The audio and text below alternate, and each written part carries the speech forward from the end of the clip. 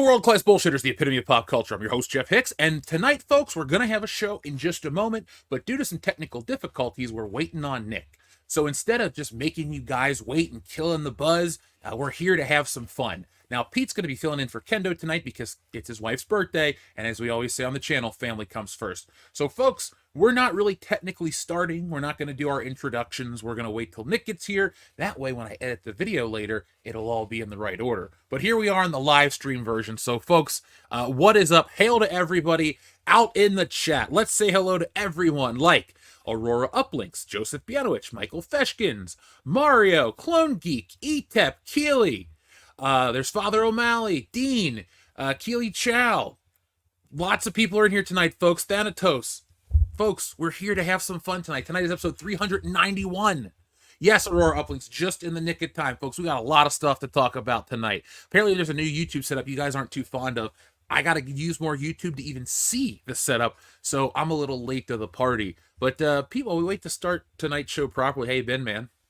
I have been excellent. A little man sick, but outside of that, everything, it's nothing major, but everything's copacetic. Just doing what we do here at the Place to Be Reviews, which is getting ready to go through we're overhauling the entire aesthetic of the channel, reorganizing shows and things of the like here. We're nearing episode 300.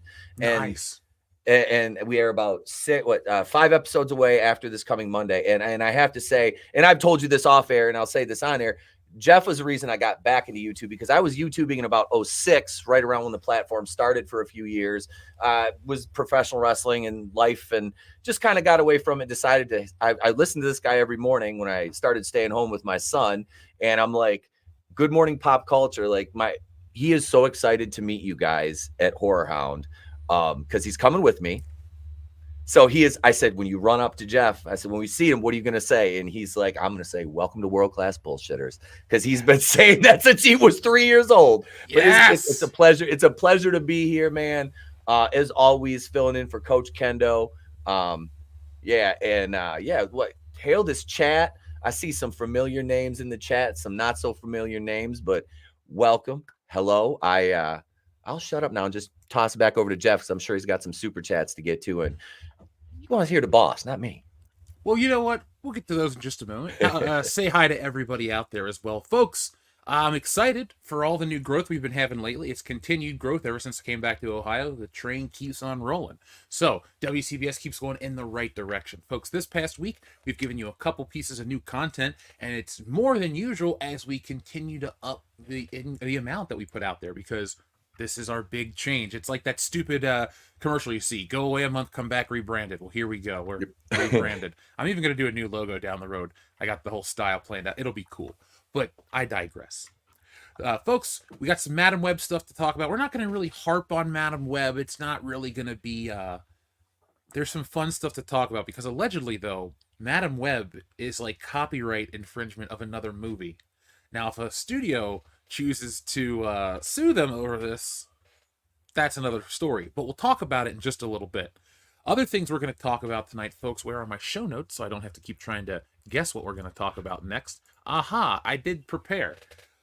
Folks, we have our Stargate review. That is up right now.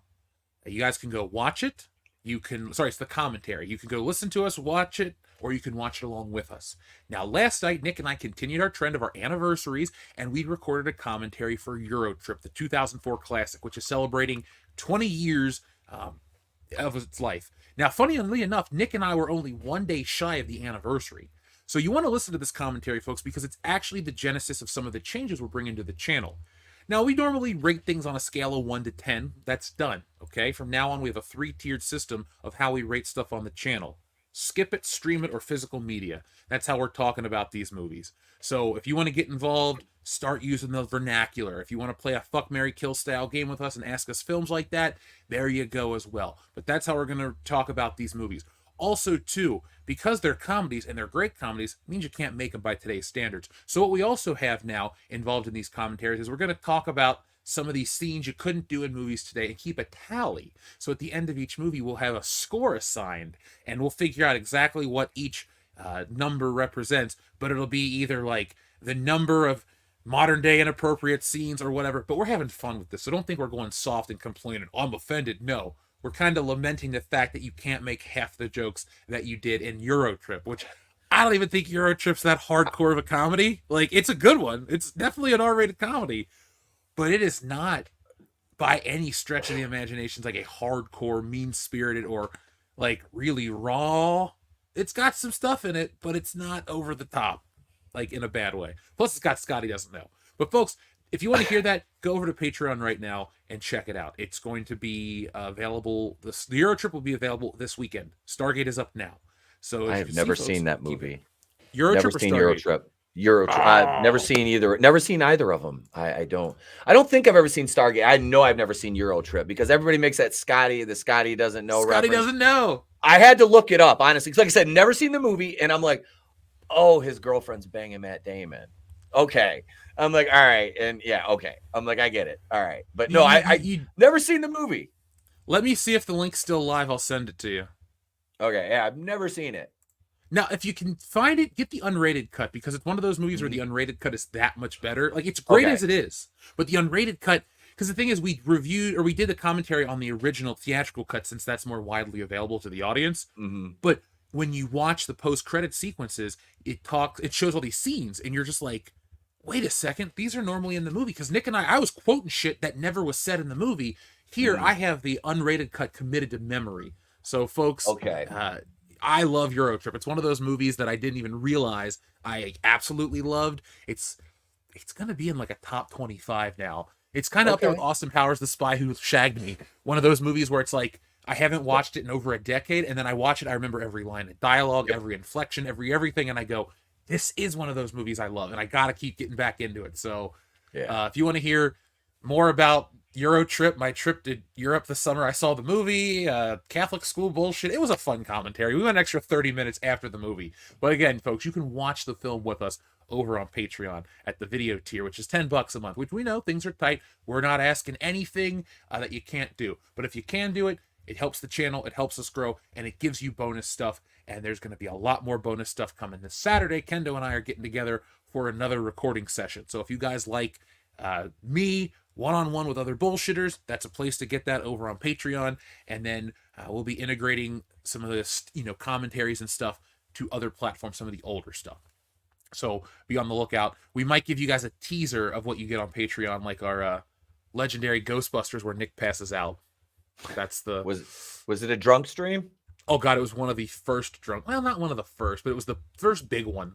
Because like we had done all of these horror ones that like 8 people watched, and then we're like, oh wait, like we had like enough people on Patreon that wanted to see us do this one, so we did it together. Yeah.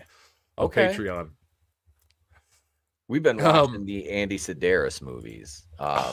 We just did. He sent me those in living color. So sometimes we'll get together like after the shows, and there'll be 10 of us sitting there just watching in living color.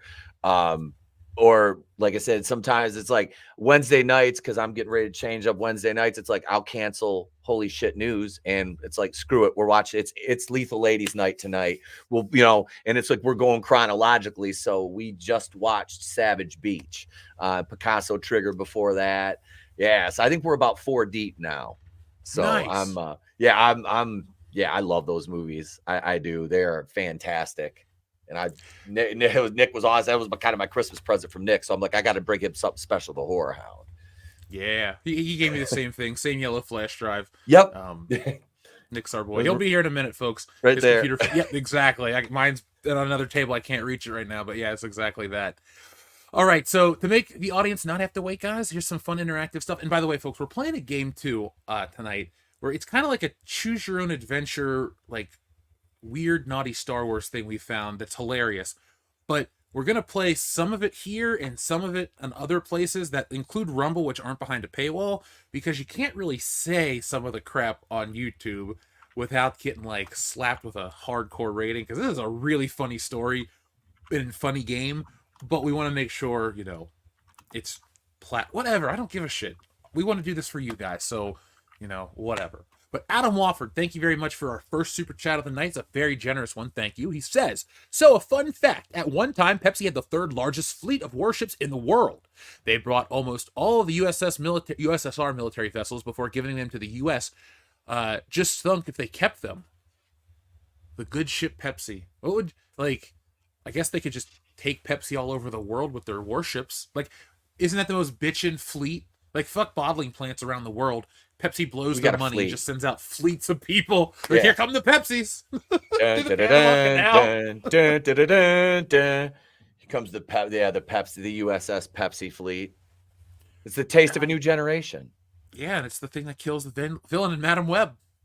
God, that I was going to go see it, right? But scheduling it didn't work out. So I just listened to you guys talk about it, and oh my God. Yeah, I did watch the ending scene online where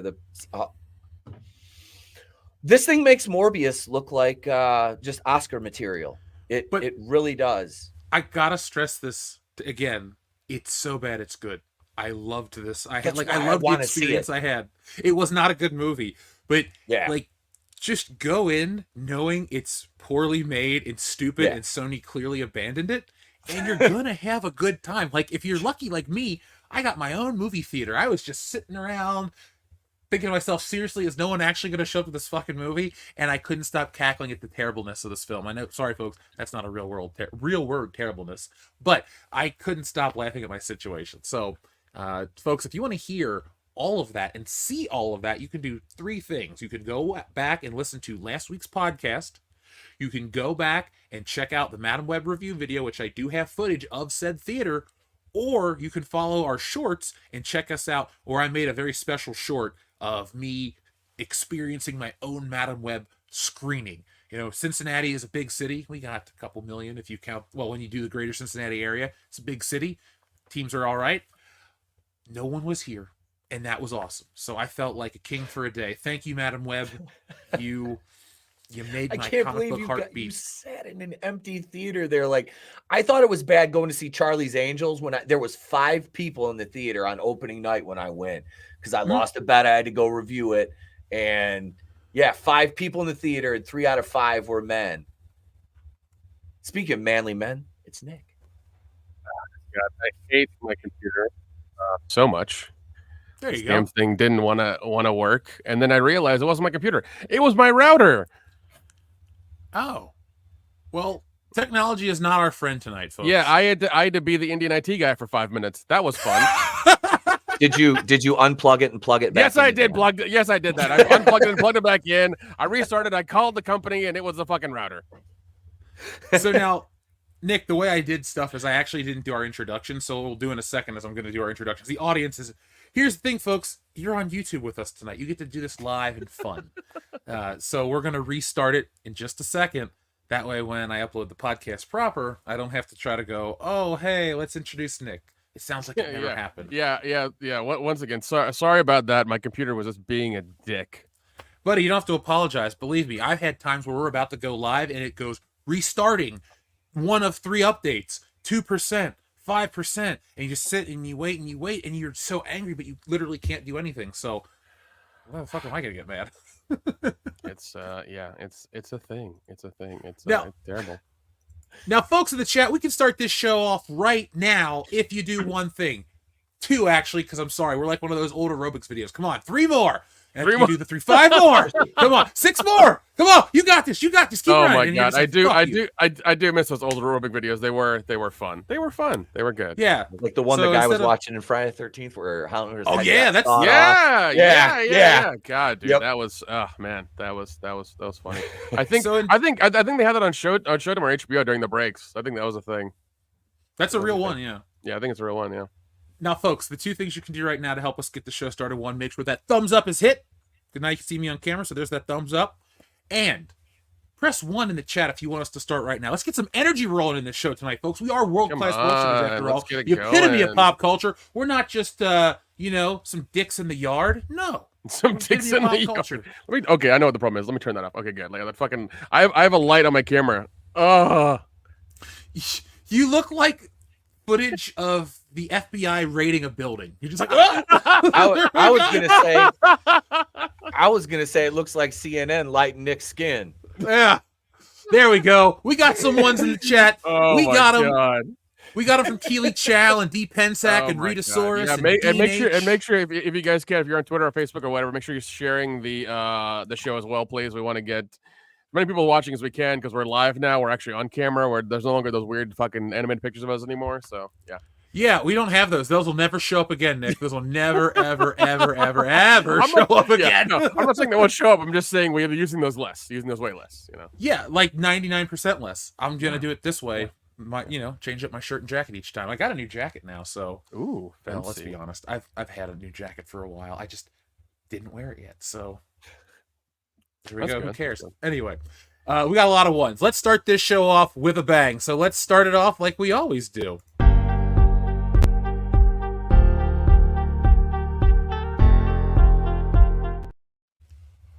Welcome to World Class Bullshitters, the epitome of pop culture. I'm your host, Jeff Hicks, and with me tonight is the Bombay bad boy, Big Red Nick Uterl. I'm very glad to be here on this wonderful Thursday night with all of you. Thank you. And we're very happy to have you on this Thursday night. Thanks for joining us, folks. Welcome to 391. This is Whispercast on World Class Bullshitters.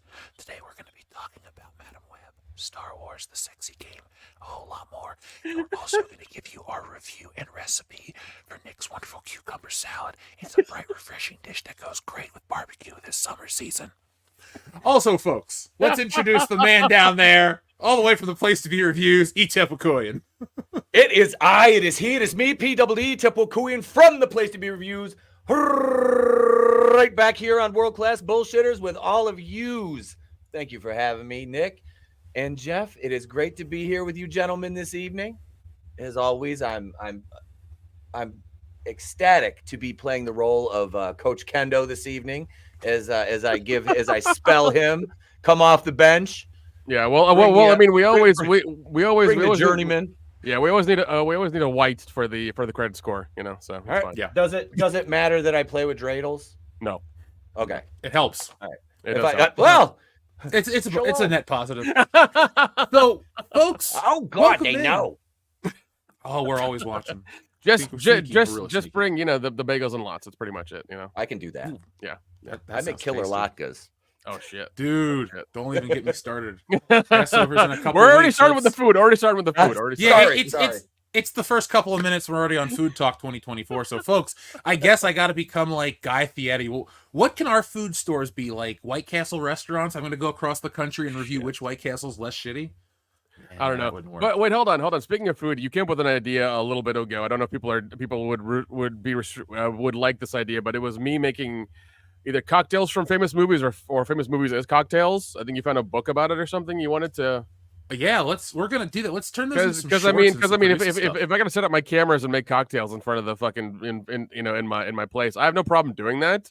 But everybody's got to be on board with that. If they're gonna watch it and like it, then I will make the effort and film it then.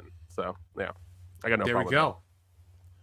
We will do that, folks. You will do that, folks. Tell us what you want. We'll give it to you. Now, like I told you guys in the pre-show, but what we're going to talk about real quick is over on Patreon, we got a review for Eurotrip coming. We just uploaded a commentary for Stargate. You can watch it along. You can listen along. Stargate is up and available on both formats. So thank you to all of our patrons who make this a wonderful bonus experience and able to help grow the channel. It's patreon.com/worldclassbs. Links in the description below. And if you're checking us out and any other platform, just Google everything we talk about. We're there. Oh yeah, yeah. No, dude, the Eurotrip one was a lot of fun last night. Holy shit! You were laughing your ass off. I was laughing my ass off. We're having a good fucking time. Scotty doesn't know, bro. God, don't get me started. Don't get me started. I will do the lounge version of the entire song right now. All right. It'll happen. Let me just go change into my suit Scotty and have no. There you go. It's already started. It's coming for Party Boo in 2025, folks. This is the year of Woke Busters. But, folks, tonight's episode is brought to you by me, Jeff Hicks, and my graphic novel, Stealing Solo. Let's make sure this is big so you guys can see it. But yeah, folks, go to stealingsolo.com to get yourself a copy of this graphic novel right here. If you know the channel as a Star Wars toy channel, well, then you're gonna like this book because we have, Star Wars toy box art for the front and back. Now, this is a parody, so it's a nice homage, but it features all of us. We're even action figures here on the back. But this is a perfect bound graphic novel, full color, beautiful pages, high gloss, to get you ready for Woke Busters. So if you buy the books, I ship them out all the time. Check us out. You can only get it from me. I wrote it, I drew it, I got it printed. So folks, go to stealingsolo.com right now. Link is in the description. And let's start talking about tonight's topics. So folks, for those listening properly to the show, we're going to be covering a few things tonight. Apparently Madam Web got worse, or things got worse for Madam Web. Now, I liked the movie because it was terrible. We're not going to go into that. I've said it a couple times. We've all had fun talking about it. If you have questions, I'm here to answer them, but listen to last week's show in the High Council to get a full review of what we talked about with Madam Web. But apparently things are getting worse because now they're pulling that card. Oh, they're blaming the fans. It's the angry sexist fans, and apparently the woman in the movie is blaming the dudes for not going to see it, but I don't know. We'll read it and you can form your own opinion in just a moment. But also, too, apparently, Madam Web is a copy of another film. So if we were to ever do the game of explain a film plot badly, you might find out Madam Web is a little bit like something else from 1996, maybe 95. I'll go back and look up the date. But my point is, we're going to talk about that as well. Also, too, Disney is removing some classics now from the Fox library. Some of these iconic films have been getting the remastering treatment, but they're not going anywhere. And a new report says it's intentional. So we're going to read you that report from the Digital Bits and a lot more in just a moment. And then, not even finally, because you never know where the show goes. That's the beauty of the show. It's never just cut and dry, same shit. It's like we could be here and we can veer off there. I might actually do a show called Tangents, where the point of the show, it's like a game show. How far can you veer off topic in a short period of time in a natural way? And the audience can guess who had the best tangent for something. I don't know. I'm writing it down. Some of the new ideas I want to bring. But we got this weird adult Star Wars game that we're going to play in a little while. So folks, join us on other platforms where we can talk about it in a lot more of a raw way. But it's going to be fun. It's going to be memorable. And the reason why we're doing it tonight, shout out, I was in a group on social media about something else completely, and somebody was like talking about Ollie's toys, and I made some kind of passing comment, and they knew it was me. So we had this back and forth conversation. And out of the blue, he talked about how much he loved when we did our Star Wars porn parody episode all those years back. And I thought, one, we could do a reenactment and put it as a short and stuff. It was a recommended thing. And two, let's find you guys something memorable tonight. So tonight's game is a little weird, but it'll be memorable. And you guys can only find it here on WCBs. So, without any further ado, let's start. We're all caught up and we're ready to go. Now, Nick. What? Pete. I didn't do I'm the only one who... I blame you fully. You fully. So I'm the only one that suffered through Madam Web, and that's okay, because, that's fine. I did it for you guys. I love you. But... Thanks, buddy. He suffered for our sins. Yeah, well, yeah. I want to say, Jeff is Jesus. Jeff is Jesus. That's why he's so tall, and he has a very big wingspan. But Jesus wasn't tall or had wings. I think you have him mistaken for, like, a guardian angel. Can you whistle from the palm? Can you whistle from the palm of your hand, Jeff? No, that's Metal Wing Jesus flying in, yeah. Oh, okay. That's Flying wing metal Jesus. I'll loan you my beard. You can use that. It's almost Jesus length. I missed that. Oh my god. What? Why did they make Sydney Sweeney look so dumpy in this movie? Is my question. Like do you want the real answer? Well, I know why, because they defeminize every beautiful woman and make them look so basic. It's across media, though. No, she is playing a kid. She's a kid. Like most of the movie are the adult actors playing kids. So she's in high school here. She's intentionally, like, this is her de-aging, because this movie, it has no money behind it. God, like, that Instagram reel is pretty nice. Like. So they did a 90210 and have like late 20, 30 somethings playing teenagers. High school kids. Yes. Yeah. Sydney Sweeney's 26.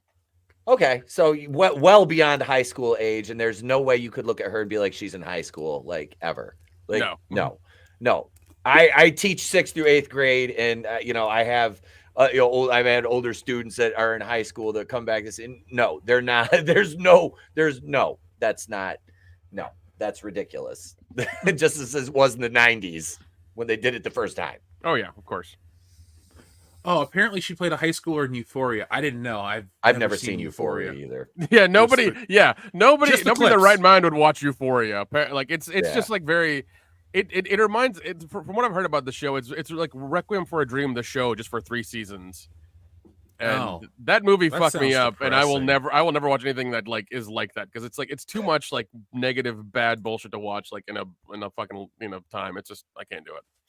Yeah, I don't like to want to die after I watch a movie. I like to leave satisfied and happy. Not Yeah. So not like the end of Mother.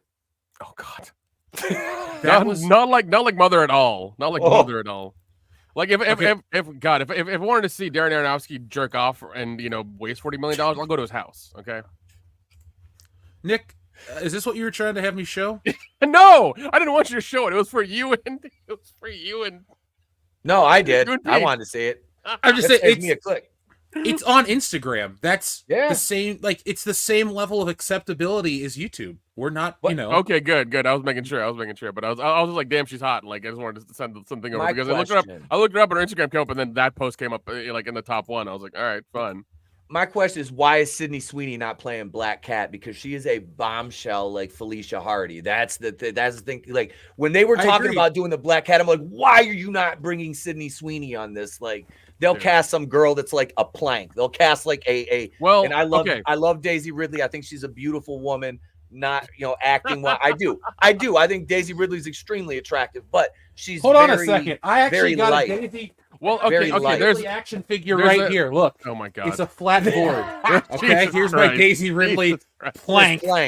There's plank. Look at that. This is the profile view, folks. That's on point, Jeff. God damn it, dude. God damn it. But that's what they'll cast as Black Cat, and it's like Black Cat is like she's curvy, man. But okay, here's the new MCU Black Cat, Pete. Look at this, man. It's already the costume. It's covered from head to toe. It's appropriate. No. She'll be black now. Why is Black Cat wear? Is that a wooden burqa? Is that a wooden burqa? Get the fuck out. No, Pete, it's a shelf. But anyway. Oh God. It's already made for them. Never mind. Oh Jesus. But no, Pete, there's a reason that they cast like that is because it's usually a new girl that they can like manipulate and be like, we'll pay you this much. And she's like, how much? I don't have to do OnlyFans anymore. It's like, just shut off your OnlyFans and come and do this movie and we'll make you a star. Kind of, maybe, not really. And that's how they do it. They'll look at up and coming actors because they're cheap and they'll just they'll just use them. That's how it is. That's how Hollywood is. Oh my God. Now keep talking for a quick second because I want to tell you guys exactly what I was finding in terms of the Madam Web stuff because I couldn't stop laughing. Yeah, so, I mean, I do love Dakota Johnson's like press tour. She's like, it's boring. I don't know what's going on. Not gonna watch it. What? Like this, and even like Dakota Johnson, like she's kind of good looking. I mean, like she's pretty attractive woman. It's like you have like 2 like really good, and you just did nothing with them. Like I'm not saying it has to be all about that, but like it's a male centric genre that you've tried to flip on its head, and the women reject it too. So what else are you gonna do? What else can you do to make this bad? It's like, we got as attractive women and we put them in potato sacks. Yeah, like I tell you, man, Sydney Sweeney in that skin tight spider costume is literally a flash forward that's like a weird, I have a vision of the future, and then like she comes down on a web and they fight for like 9 seconds, and then the flash forward ends, and then they play it again, and that's it. And there's like I take it back. There's one more shot at the end where like then we are in the future and they're in their costumes and they look down, and that's it. It's like the most. It's like if you don't. What is a perfect example? And that was the album cover to Spider Women with Attitudes, straight out of Spider Town. SWA. All them looking down. Yep, all the Spider Women. You know what I find really funny about whenever these companies will blame, or like these actors blame men. It's like you've made this movie for women, specifically, and for them to come out and watch and support it. But yet you blame the demographic you didn't even name it as. Why don't you blame the women for not coming out and giving you their fucking money? Why is that not a thing? Why can't you blame the women for not showing up? Can we not do that? Is that uncalled for? What's the deal with that? The one ability that eludes females is accountability. Now, I didn't say it. I did. yeah, well, folks, there you go. I've been married for 15 years. And See, Pete's still that's wrong. why that's like a battle scar. That's why no one's gonna judge. Like, that's a battle scar. That man's seen some shit, and you have. And Yes, I have. now this comes via social media. Blame the fans. Isabel Merced says hashtag Madam Web failed for one simple reason, and this is a quote: for the same reason the Marvels or Birds of Prey have failed, because the male audience still hides a deep contempt for everything that's starring strong, independent women. But it's been proven false every time they throw that out there. It just gets rejected like a bad jump shot by Mutombo in the paint, man, just waving the finger. Not in my house. Not in my house. It's always toxic men, and it's like, I was there opening night to watch Charlie's Angels. There was 3 guys and 2 women in the theater. That was it. Yeah, same here. I made that mistake as well. That was a terrible thing to do. Yeah, terrible thing. But no, like it's one of those things. Why don't you blame your sisterhood or your sisters on not showing up at your fucking movie? Like, blame them. Your movie's targeted at them. You want them to show up and give you the money so that they can support these things and get more of these things. But then you blame the demographic you didn't target. Well, you can't blame me. It's I was literally it's like the only human being in my area that supported this film. So I want a special thank you from Isabel Merced and Dakota Johnson. No, like, Dakota, you want to... Can your dad sign me some Miami Vice merchandise? I got like 7 copies of the album. Hook me that's up. awesome. Oh God, yeah. Jeff really wants a special thank you. I just literally want to meet Crockett and Tubbs. That's all. You don't even care about Dakota. You're just like, I want to meet your dad. Fuck you. He asked your butthole. It's nice, but move over. I don't know. Like, she's okay, but I think I'd rather hang out with Sonny Crockett. Like, maybe we'll go hang out on a boat. Like, tell Miami Vice stories. That sounds cooler than her. So, ask him about the episode where they were smuggling bull semen. Oh my God. Okay, I got the box set. Like, I've seen every episode. That's a real thing. I was watching. I cable it. I'm like, what? Wait, this is a real. They were really reaching for plots in the 4th season, weren't they? Oh, dude, that show falls apart so hard. Like, I will sing its praises, but Miami Vice falls apart harder than any television show that I consider awesome. Like, the first 2 seasons are so good. We're talking mini movies every week, dude, and so good. Huge actors that go on. Like, Bruce Willis is in the show. Ed O'Neill's in the 2nd episode. Jimmy Smits is in the 1st one. Like, you get these big named actors. Miami Vice felt like something special. It was the #1 new show in Bratislava too in 2004, Nick. So I mean, folks, if you want to hear us talk about that, go over and listen to our Euro trip review. That'll be out. Yeah, this and if you want to hear me completely nerd out on fucking Stargate, listen to that too. Oh yeah, and like I said, you can watch it along with us over on Patreon. So go watch that. Definitely. Oh man. But yeah, they're just pulling this card. It's not going to work. I get it. Every movie gets the same thing. But having been for this channel, a brave man who goes to suffer through some of these movies. All joking aside, though, this movie was so much more enjoyable than the Marvels. So, like, I don't get. Yeah. I don't have anything else to say besides it's terrible, and I loved it, and I want people to watch it. Well, when we shit faced and watch it. When it gets released or something, we will do. I guess we can try to do a one drunk watch party for it. Yes. And yeah. Because what happens. That'd be fun. Because the movie's 0% woke. It has none of this like man-hating girl boss shit that people on the internet are trying to sell you. Like, none of it. It's not there. No, I trust you. 100% trust you about that. I really do. No, I really do. Because you that would be the first thing you would have said when you did the review last Thursday. You'd have been like, yeah, it's this and it's terrible and it was boring. Like, I'm, just talking down about dudes. And I'm like, yeah, it would have been. Last night's episode of The Rookie was more woke than Madam Web. Oh God. So. I know I had to hear Lopez go on about how hard it is to have. The one cop got shot and almost died, but she had a baby and he had to apologize because he didn't understand the stress on her body. But he got shot and almost died, so we gotta stop to make sure that this guy knows. Technically she got shot too. It just took 9 months for it to come out. It's like, I shot her too. Wait, never mind. Shot her 6 times. 6 times. I'll go get my Loomis. I'll go get my Loomis off the shelf. God, we saw Loomis and Horror Hound, and he said that shit. It was hilarious. Oh my God, it was so much fun.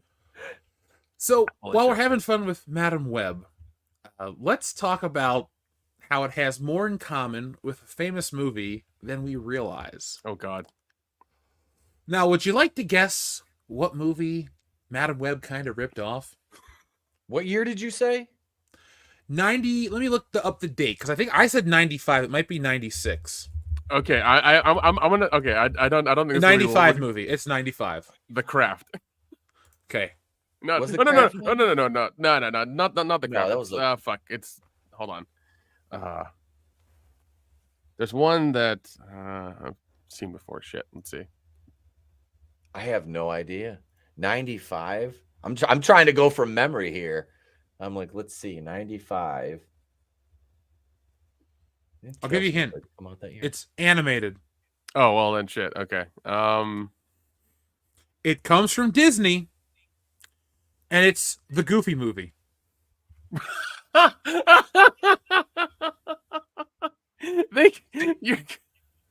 Seriously? The Here's Goofy an movie? article. No. Please go point by point. I want to fucking hear this. Yeah, I want to fucking hear this. Yep, this is interesting. Prepare to have your minds blown, because here's the truth Sony doesn't want you to know, because otherwise it might have to pay Disney some kind of fee. Madam Web and A Goofy Movie are basically the exact same film. It all started with a viral tweet from ex-user Tom Zohar that noticed the eerie similarities between the final look of Dakota Johnson's Cassandra Webb sports and the flick, and none other than Max Goof from the 1995 House of Mouse classic. But here's the tweet. This is the discourse around Madam Web. I gotta share this right now, okay? This is as deep as it goes. Fucking Goofy movie. What the? Oh, that's okay. I was about to say. I thought it was like. Okay, I thought there were like vast similarities. I was like, what the fuck? That doesn't make sense. But okay. Now, this movie you can't even troll it properly. Jesus. Thanks, we got this covered. Oh my God. Who's running this site? Mike Zero? Oh Probably, yeah, man, probably. future star. Well, Christian Bone. Is that really his name? He Oh, don't God. like meat, Gotta but he have- sure gotta- likes Oh the my bone. God. Bow, bow, bow, bow, bow, bow, Does he? bow. Does he have a Twitter? Does he have a Twitter? Oh, I'm sure there's some stuff in the bio that I'd probably quote tweet. You know what? We'll go. What's the name of the boat from Jaws? Because we'll go hunting on that boat later. We'll leave this guy be. Yeah, 80 ski glasses is right. So, the movie flopped. We didn't actually talk about this. Crap, where'd the numbers go? I had. Oh it yeah, right dude. here. Yeah, you forgot. Yeah, we've got to get into the numbers. The thing is, it made 25 million. So I think you were the highest, and you were the closest. I think. Yeah, I said 10. I said 10. So Nick won that one, folks. Yay! I won this year. Hooray! You've won the point. You seem so enthused. Hooray! Yeah, I won it for Madam Web. I know it wasn't Bree's movie, Nick, but Jesus, feign some enthusiasm for another strong, independent woman who don't need no man. You misogynist bigot. You just saw. You missed out on the greatest cinematic event of 2024. Like, it's the biggest movie I've seen in theaters. It's the only movie I've seen in theaters, and I don't regret it. Did I see Godzilla? No. Did I see what else came out around Godzilla? I didn't see it. Yeah, but I it's did see Madam yeah. Web. Yeah. God, I what is it? I watched Saltburn around December. That was a weird one to watch. It's a very weird one to watch. Yeah. People in the chat say Christian Bone. It sounds like an actor from a Christian porno movie. Oh God. He could. It's the sequel to the Book of Mormon. It's the Christian Bone. I don't know. It's just called the Christian Bone. If that was Yeah. my name, I would have the word "the" in front of it, so I would Yep. introduce myself as I'm the Christian Bone. Is there another one? I'm just the Christian. Legally change your name. Why not? I mean- Ron Artest changed his name to Meta World Peace. I mean, why couldn't you be There the you go. Christian Bone? I mean, Not a world peace, Jesus. The Jeff Hicks. There you go. the Okay, Jeff Christian Hicks. Bowen does have a Twitter, and he does have his pronouns in there. So Oh, thank God. Like, when I woke up this morning, I There was we go. worried. I knew it. Wouldn't get to experience this. I knew it. I knew it. You just felt it in your bones. Let's see. You're Christian. My spider senses were. Okay, so his Bio. actually let's see. I could probably let me port this over to Jeff. Here's his Twitter. There you go. Let's see. Christian Bones, spewer of words, staff writer and editor for We Got This Covered site, lead writer for Starburst magazine. Him. Starburst magazine, longest running magazine of fantastic films and television, first published in 1977. I think you pronounced fantastic wrong, Nick. No, I can't say it that way because I'm straight and I'm a dude, and there's no way I could say it that way. About 2 or 3 whiskeys and I'll do an impression, but not right now. You'll have to wait till Cincinnati for that one. Oh God! I thought we were turning this into a drinking stream. I was down to party. It's Thursday, boys. God, dude. Yeah, I don't know if I don't have to work tomorrow. I know that. See, you don't have an excuse anymore, my man. I don't. I'll text the wife and tell her to bring me a whiskey. Hang on. Oh my God! Oh shit! She did last time. I mean, I can always go get Crown Royal. The audience likes a nice loose show, folks. Who doesn't? If you know what I'm saying. But yeah. Oh, he's got 651 followers on Twitter. That's adorable. How does he have less followers than me? Let's see. Wow, he has his own website, his own fucking. Is WordPress. It thechristianbone.com? No, it's the online home of Christian Bone. Oh my That's God. almost as funny though. Yeah, he's got a review for like interview with Child's Play director, reading The Man Who Saved the World online. Like he's got a bunch of weird shit on here. My reviews for Doctor Who series 11. Yeah. Okay, so Nick, thechristianbone.com has been added to my GoDaddy cart right now. Should we turn it into like a parody Christian porno newsletter every month? You can just fake titles. Christ. I don't know. I could get a friend to make weird AI pictures we post every day and put them up there that are Christian and bone related. But it should be like actual bone related. It should be like, I don't know, like Jesus hanging out with like a skeleton from the Day of the Dead or something. It's just really weird shit. Use Google Gemini AI. That'll be interesting to see. I heard about that. Okay, so what? Yeah, I was gonna bring that up. That it got shut down because it did race. It made diverse German soldiers, right? It race swapped everything and everybody. It was like you're coding. The algorithm has been exposed. It was like it was like the South Park where they're like jackety.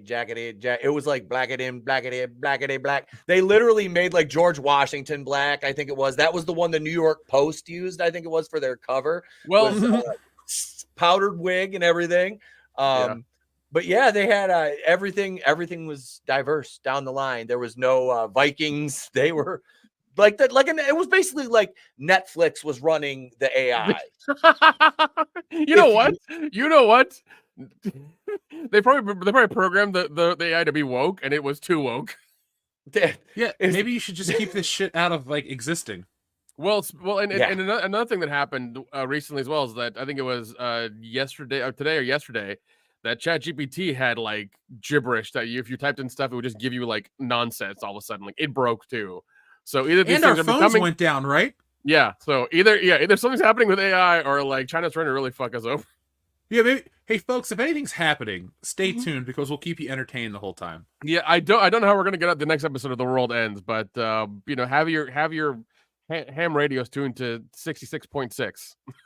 Yeah, that's the frequency where you can find us. Yeah. We'll just broadcast that way. Yeah, that's where you can find us after the apocalypse. Tune in, or if we get our LoRa network up and running, that'll I guess be a thing too. I don't know what to tell you. I don't even know what that is.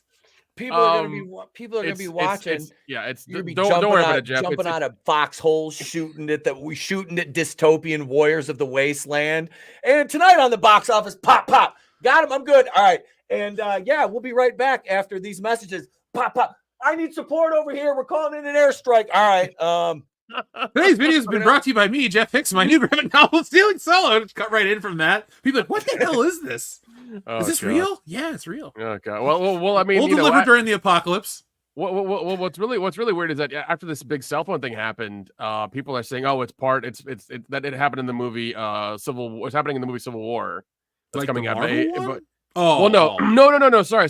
No, it happened in the movie that the Obamas made on Netflix. Everybody like is saying is like like is this a pre-programming marketing or whatever. tactic? Yeah, it's a marketing tactic or some shit like that. I don't know. It's something. There's a lot of conspiracy talk around it, and it's like, yeah, it's a lot of it's up in the air. Yeah, so a friend's mom posted some like list of like things that happened and like tried to connect the dots together, and I'm like, I need to research this before I take anybody's word on this shit, because we now live in the age where it's like, I saw this thing on social media that everyone's raging out about. Hold on, don't form an opinion because you know this person. Now let's just check our news source, and then let's read the story and go, oh, this is a big deal, or oh, this is AT&T had an outage. That's like they said Verizon. I didn't have any interruption in my service all day, like nothing. The only shit thing got I've had slow here. Nothing. I had no issues with it. It worked fine. My internet. I streamed this. I was streaming from like this afternoon. I had no issues there.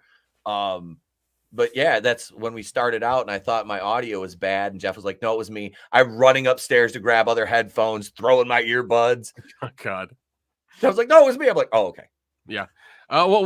Apparently, it wasn't just AT&T. It was AT&T, Verizon, T-Mobile. Yep. And I think, there was a bunch of carriers. It was a bunch of carriers over like 24 hours. Because I remember last night I looked at my phone and it said SOS, and I was like, "That's weird."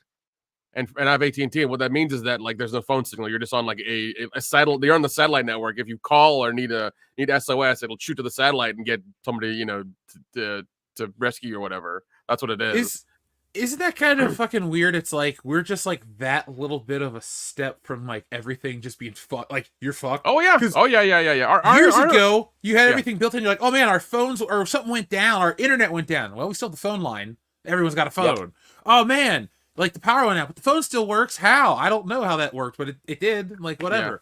But now it's like everything's so connected.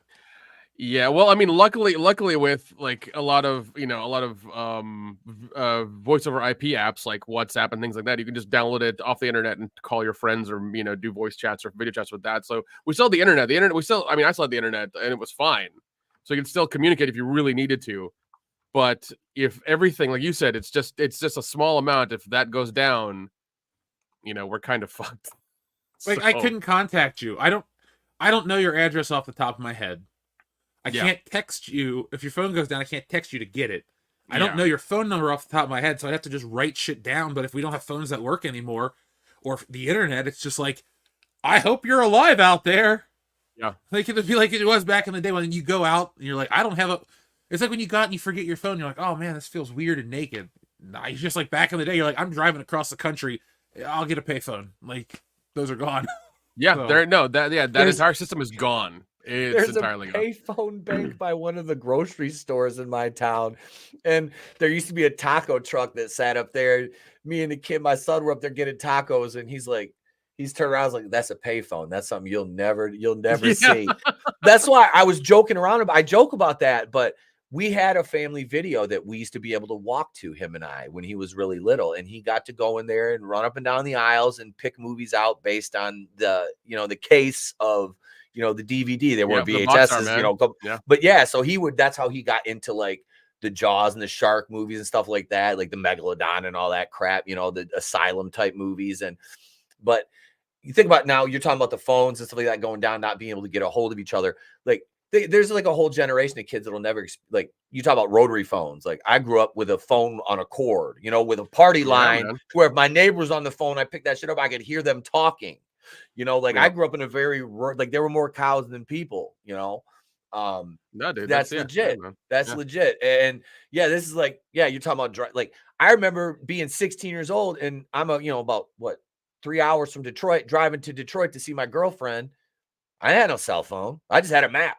I knew where I was going, and it's like, I'll get there. And it's like if I have to figure out something, I was like, you have to stop and look for a payphone. I remember, man. It's like, but there's something like I grew up before this, it's like I'm in that generation that like grew up without the technology, but like we didn't have a PC in our house until I was 15, I think. That was the first. That's how old I was. Like we started using computers in school when I was in like 5th grade. I'm only 43. It's not like I'm in my 60s or anything. But I mean, seriously though, like it's a weird wrong, age of like growing up with the technology being Oh, yeah. integrated. It you say 15 now, that's late in the game to a kid now, but back then it really wasn't. But I mean, I had computer classes in schools called typing, those old monitors that weighed 175 pounds, you can kill somebody with. Oh, yeah. But I mean, yeah, if the Green grid and goes black down, monochrome screen.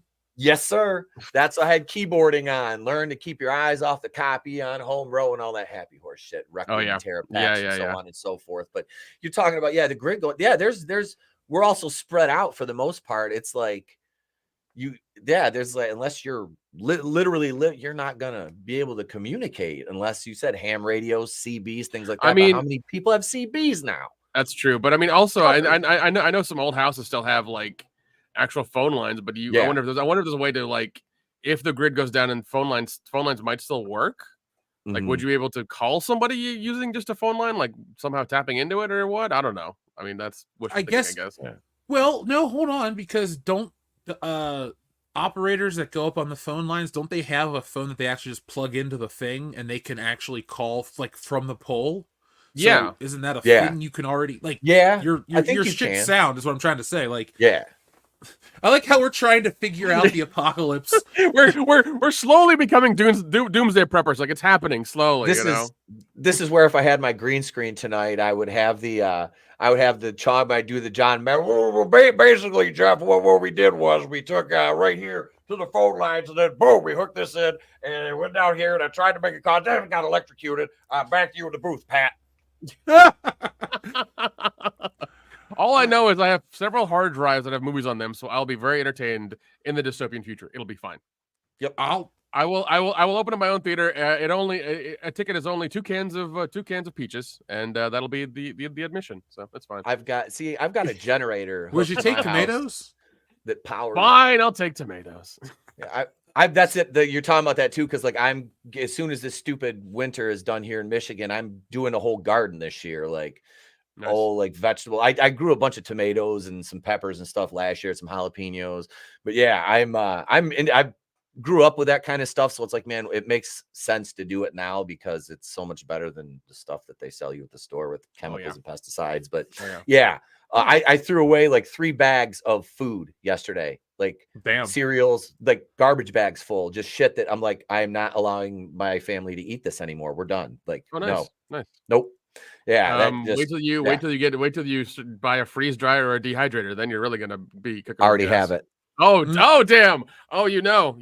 Well, already have it, bro. Well, look, let's we'll do our separate podcast on doomsday prepping and you in the future, folks. So we'll give you a comprehensive. Somebody had a really good title. What was it? It was how to become a post-apocalyptic warlord. WCBs exclusive. Godzillionaire, you've been rocking it out in the chat tonight. Oh, dude, that's good. I like that. Try to outdo Godzillionaire. Like we always say, listener of the week, get our attention in a positive way, and you become listener of the week. So, Godzillionaire sent me this. He sent me Ron Gash. He sent me Ron Gashman. That's inside baseball, but yeah, we have a thing where we make fun of Ron. It's Vinny made that up. So Godzillionaire from the joke on the channel. He's one of my channel members. He sent me this. So yeah, Ron sits there on my desk. Me and Tony, our action figures, used to beat him up. But, Now, folks, we're going to talk about these Disney removals in just a moment. But let's check in with you guys since you're sending in all these messages. Thank you very much, folks. We appreciate you. We don't want to keep you waiting any longer. Dean H., been a member for 12 months, says, Aloha, WCBS. Wow, 1 full year as a member. How time flies when you're having fun. Keep it up. We always will. Buddy, Thank you very much, Dean. Yeah, make sure you're part of the Patreon to see all the cool shit we're posting up. And we're going to give you... Dude, me, Jeff, and the guys are working a lot of stuff out. We're trying to put up as many commentaries and funny shit and just like random stuff to keep you entertained, so you can enjoy the internet again. And we're trying to do a lot of like anniversary stuff, like we talked about, and a bunch of fun commentaries you're gonna love of really old good movies that are actually funny, not this shit now. So check us out. Be part of the Patreon. You won't. you love it.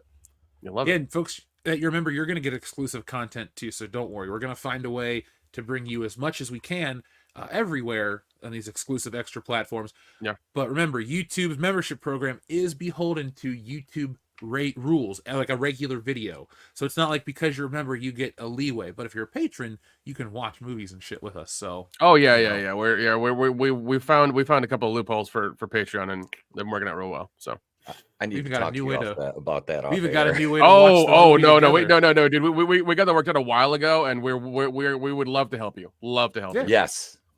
Yeah. Speaking of help, our friend Shrebbles08 is here to help the show. Word of the day is Twant, Madam Twant, the Marvel's Twant, how Stella got her Twant back, a few Twants more, and Her Majesty's Twant. Well, would it be Her Majesty's Twant or Her Majesty's Secret Twant? Like, how would you? Her Majesty's Secret Twant. Okay, all right, just making sure. On Her Majesty's Secret Twant. Tales from the Twant. Oh yeah. Twants in the hood. Don't be a twant. It's twant to society, or don't be a twant to society while drinking your juice in the hood. There you go. Twant in Present Danger. 12 Angry Twants. There you go. 12 Angry Twants. Mighty Morphin Power Twants. There we go. Twant Busters. Twant Busters. Ooh, what is behind me? Conan the Twant Barian. Twant. The edibles are starting to kick in, man. Twant Anything Formers. can happen. Oh, this Twant is like WWF Formers, in the 90s. More than meets the eye. Dude, I got this Transformer that's a DeLorean from Back to the Future that turns into... Oh, God, dude. I've been wanting to get that one. I want to get that one in the nice. So bad. Yeah, it's right here, see? Ooh, oh, that's nice. I like it. See, that's something I would get and open. I would not save it to be resold. I want it to be opened and displayed. I bought it when I lived in California, and I didn't want the cats to fuck it up, so I kept it on a shelf. Oh yeah. And then I just never did anything with it. So now I'm here. I'm like, well, I'll put you down here with my other box toys. Like I got Beetlejuice and other shit. I just picked up 27 or 28 wrestling. You saw the picture, I think. I posted on Facebook. Mm-hmm. Yeah, those all range between 1990 and 99 is the newest one. Yeah, they're WCW and WWF figures. Nice. So I finally got them cleaned up. I'm going to show them off on a toy stream here. Probably either that or one of our wrestling streams. I keep forgetting to bring them down here to the place to be review studio. Mm-hmm. They're in transit right now in the laundry room, in the cleaning area. Oh, you got to get this shit prepared. I cleaned my stuff. Aurora Uplinks. Thank you very much, Aurora Uplinks. Movie: a local DJ yearns for more in life. Goes on a road trip to Hollywood. Over the course of 36 hours, his life will never be the same, nor Hollywood. Are we trying to guess what movie this is?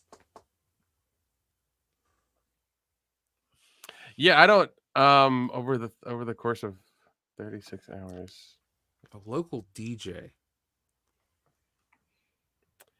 I don't know what that is. It's not a Charles Manson joke, is it? oh, he said there isn't a movie like that. I was pitching one. Oh! I just saw in the chat because I'm like, I don't listen. Okay. Aurora Uplinks, thank you for that. But you have to literally title it movie pitch colon. You can't. If you do it like this, we're gonna think you're trying to ask us a question and all right. Thank you for clearing it up. Really. I actually kind of like the guessing game, Aurora Uplinks. What are you saying? It's like, I'm like, is this like Charles Manson's backstory? There was Cincinnati. I mean, there's a movie kind of like this with Zac Efron where he's a DJ and he tries to make it and he makes it to the big leagues and stuff. So there's a movie like that. But I mean, this is fine too. I mean, in the EDM club rave culture, that would be fun. That'd be really fun. I like movies that take place over a short period of time. So your pitch inherently has me going, all right, let's see what happens, because I like movies like that. And also like the thing we talked about on the Eurotrip thing, Jeff. This goes into that subculture of like the adventure movie, like going from point A to point B and having this like journey of something happening. So that would be a good basis for like that kind of movie. If you had a couple friends and weird or wild shit happened, there you go. You Sign me the need fuck up. fun things to happen. I mean, maybe if he was going to go to Hollywood or become a big DJ, he's going to go to like an EDM thing or whatever. Maybe he takes some sort of narcotics and they go on a trip and Send him to Burning Man. See, yeah, and they get stuck in the mud, right? That's what happens. No, what you do is you have this movie where he goes to Burning Man. He has all this stuff. He like achieves his goal, and then the movie like fades out. And it turns out he was just really high, and he's just been passed out in the mud the whole movie. And this dude fucked up his opportunity. And he just kind of lays there and That would smiles. be so, dude. That'd be so terrible. And then it kind of like zooms in on his fucking eye, and then like you hear like a high pitch, yeah, and then it just fades to black, and you're over. And you're like, wow, what a depressing ending. Yeah. But it was a great ride, right? Damn it, dude. That'd be such a depressing ending. Holy shit. We should play a game where we try to take movies with like normal or happy endings. We try to, in the context of the film, make it work. Pitch the most depressing ending possible. Oh my god. It's like in my Black God. Dynamite, he gets shot in the White House and he bleeds out and dies. Like Oh, that's Jesus. the ending. Oh my god. or Luke Skywalker gets shot down in Star Wars. Okay, well then Oh, in Ghostbusters, those guys get blasted off the building and die. Yep, they literally just fall off, and the movie ends with New York getting destroyed by a giant marshmallow. That's all it Yeah, is. Yeah, they in- literally in- get blasted off the roof and poof, they're done. Die Hard.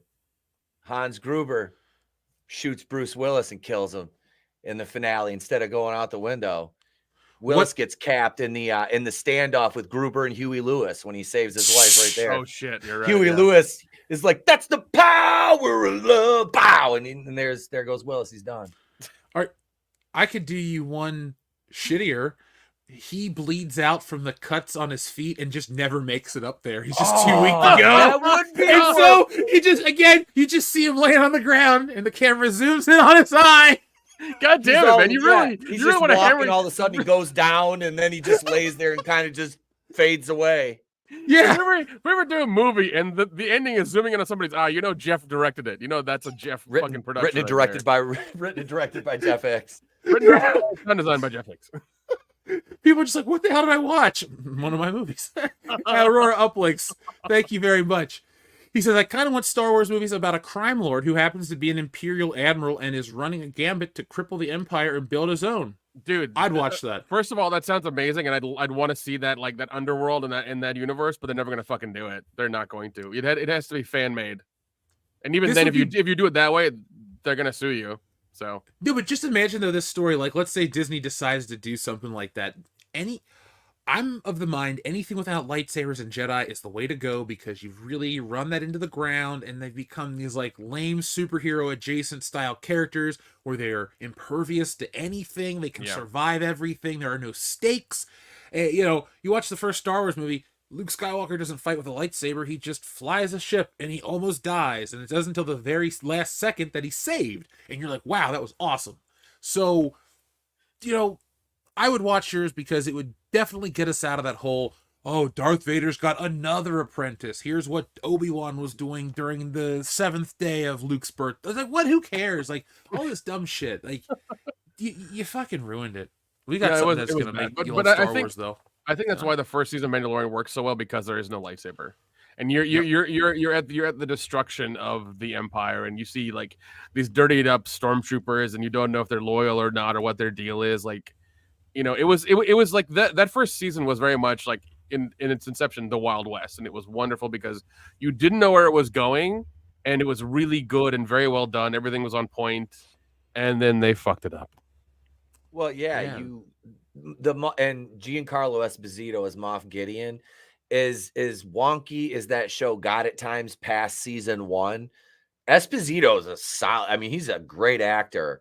And I liked that character. I really did. That was one of the bright spots for me was him as Moff Gideon. And I say as somebody who's never really, I've seen some of Breaking Bad, but I've never seen the whole show. Yeah. So, but I have seen some Esposito stuff, and I really do like him as an actor. So yeah, that was a nice addition to that show, which was good. Now I know I hear a lot of people say, well, it was mediocre. It was always only mediocre. But we thought it was better than it was, comparatively speaking, to the sequel trilogy and the spin-off movies. I think it was good. The first season was it It was a very solid story. Everything looked good. Mhm. Yeah. I liked the Western aspect of it because that was part of the inspiration. I liked it. I'm not a Pedro Pascal fan by any stretch, and he was nothing more than a voice actor. Oh yeah. For 90% of it anyway. Can he just be the voice actor for Mr. Fantastic? And can we get like an AI puppet to play him? I got into a spat on Twitter. I riled up the Pedro stands, and I think only you, sir. Only you can do that. I think what they failed to read, and the tweet has like it surpassed it was a response to a Master of the TDS tweet about the Fantastic Four, and all I said was casting Pedro Pascal in any masculine role is a miscast. Holy shit. But what these weirdos with these weird bios failed to realize is that you come at me and call me these names, and all I'm going to do is meme you into oblivion. Like, that's what I'm going to do to you because you are a meme. And that's exactly what I did. And it's like they were the ones blocking me over it. And all I said was, he's not a very masculine actor. He's not. I'm sorry. He see him. No, he's like, they're like, have you seen him in Last of Us? I'm like, I watched one episode of that show. I never played the game. And I'm like, this ain't for me. And I pieced out. I didn't even watch. I didn't even watch the first. I didn't watch any of it because I was like, I'm not going to give this any of my time. I just don't care. I remember he was in like some kids superhero movie on Netflix that I saw him in, and he played the dad in that. And then I remember him from Game of Thrones. But I'm like, and they're like, well, he was in. I guess was it Narcos? Yeah, maybe probably. Narcos. I think it was Narcos he was in, but I've never seen that. So I was like, I have no frame of reference there. I don't know. But I'm just like, he's not a very masculine cat, man. No, he's not. He's not. He doesn't have that look. No. Now, our friend Aurora Uplinks sent another one. He says, just in the nick of time. Well, thank you, Aurora Uplinks, that we were here just in the nick of time. Overkill 161. Now, guys, I got to ask you about this because I missed out. I think the Borderlands trailer gave me cancer, says Overkill 161. I haven't seen it yet. How bad was it? Here's the thing. As soon as I saw the poster and who was in it, I was like, this is an SNL skit. This is an SNL skit. This isn't real. Then I watched the trailer and I was like, this is still an SNL skit. I don't believe this. Because they have the star power to like try to draw, like, it's one of those things that I think they made a joke. It seems like it's one of the jokes from like Tropic Thunder or something. Because if you look at the stars they have in it and the people who are in it and the way the trailer goes, you're just like, this is a fucking joke. There's no way people signed on for this and did this like the way they're supposed to. And I feel bad because like Eli Roth did it and he did Thanksgiving, which was a fucking win. And he's done this. And I'm just like, man, you shouldn't have put your name on this. It's a bad idea. It's a really bad idea. Okay, I did see this trailer. I did because I thought I was like, is this a James Gunn movie? Like, yeah, it has that feel. It has that feel, doesn't it? It really does. Like that's what the soundtrack. I can't remember the colors song, and everything. Yeah, it looks like James Gunn. Like somebody's copied James Gunn. Yeah. Yep, that's what I said. I was like, this is, hey, James Gunn, can I copy your homework? No. Okay. Over there, yeah. That's basically it's a meme, is what it reminded me of. And it looks like Kevin Hart's holding a Nerf gun. It does. Yeah. Now, Nick, my kid has that Nerf gun. See, real quick though, the cast you guys were talking about: Kevin Hart, Bobby Lee, Kate Blanchett, Gina Gershon, Ariana Greenblatt, Jamie Lee Curtis. I don't know who Florian Montu is. Jack Black. Yeah. Jack Black is the robot, the claptrap robot. And then the rest of the names involved are actors that I do not know or care to look up. But anyway, that's the cast. And I like Borderlands a lot, quite actually. But I haven't seen this trailer, and I'm not going to watch this fucking movie. If this is like Madam Web bad in terms of performance, we're going to still get more video game movies because they're in the pipeline. But this is like a bad time to put this movie out. We're riding a pretty good wave of Super Mario and what the hell else came out that was a game movie? This Final Fantasy thing's out. Yeah, I don't know. It's Yeah, I just don't want that to happen. Oof. I'm sorry for the cancer, Overkill 161. Joseph Bienowicz gifted 5 memberships, folks. Thank Joseph Bienowicz. He's an awesome dude. Ooh, fine. Huge supporter of Awesome. the channel. He's a member. He's a patron. He does. Awesome. He gets the word out there of WCBS. So Joseph Bienowicz, Joseph, my friend, thank you so much for all you do. We appreciate you, man. Next time Nick and I are in Florida, we're going to find a way to all get together and hang out. Oh, yeah. And, because this time our trip was really short, Nick. It was Friday to Sunday, and it was awesome. Well, and also the first 3 hours were in fucking traffic, so. Yeah, because somebody died in a car wreck. Yeah. We'll see. We once again, but no, we're gonna have to do that trip again as soon as I get the dates for Halloween Horror Nights. When it happens again, we may make a whole production of it. Oh, actually, I got a piece of equipment we can use for it, and you'll love this. I have a 360 camera now. Ooh. Yeah, I have a 360 camera now. So whenever we do the video, if we go down there and do like the beginning day thing where we can go walk through some of the houses without the lights turned off and everything, and lights are turned on, and we can take video. We can take video of that 360, and people can use their Google glasses or whatever, or their phone or something, and be there with us. We're doing it. Folks, we can do that. We can up the production value a little bit. We're putting the world in world-class bullshitters, and we're taking our candy asses to Japan in 2025. So find out how to help make that happen. We're going to do this. We're going to make it happen. We got to go to Star Wars Celebration in Japan, of all places. By American standards, I'm just a tall guy, but over there, I'm going to be massive. It's going to be awesome to tower over everybody. They're going to say Gojira and like run. It's going to be hilarious. Do you remember those skits on Jackass where they would dress up as Satan and just walk down in LA? Oh yeah, downtown LA. I'm not going to dress up as Satan. What I'm going to do is we're going to make videos of me. Maybe I'll put on like a Pepsi Man costume or something really stupid and just walk down the street and see how Japanese people interact with me. Like we'll do one where I'm in normal clothes and then one dressed up like, some really shitty character. And we'll just, we'll gauge the reactions. Japan's going to be fun. It's going to be interesting. Yeah, it'll be a good time. It'll be a good time. Nelson the Psychopath. Let's get these things rolling. He says, Jeff, I tattooed Adam and Pete. When is your turn? Well, I'm not really into getting tattoos, but hold on. I want one. Jeff has to draw it for me, but I'll get one. Dude, there you go. Nelson, you've seen mine in person. He did an amazing job, and he's gonna do an entire left arm piece for me of Pinhead from Hellraiser. Oh my god. I do want to get. I know it's gonna be really lame, but I do want to get the fucking supernatural thing that they had on their chest. I want to get that as well. I think that would be fun. Or I want to get a Goonies tattoo that Jeff is going to draw for me. I want that maybe. So I don't know. If you go to Nelson to get inked, I'm going to come down there when you go. Oh hell yeah! No, it'll happen. For me, it's one of those things where it's like, what pop culture thing do I want on my body, and where can I put it? Like it's just like there's so many things.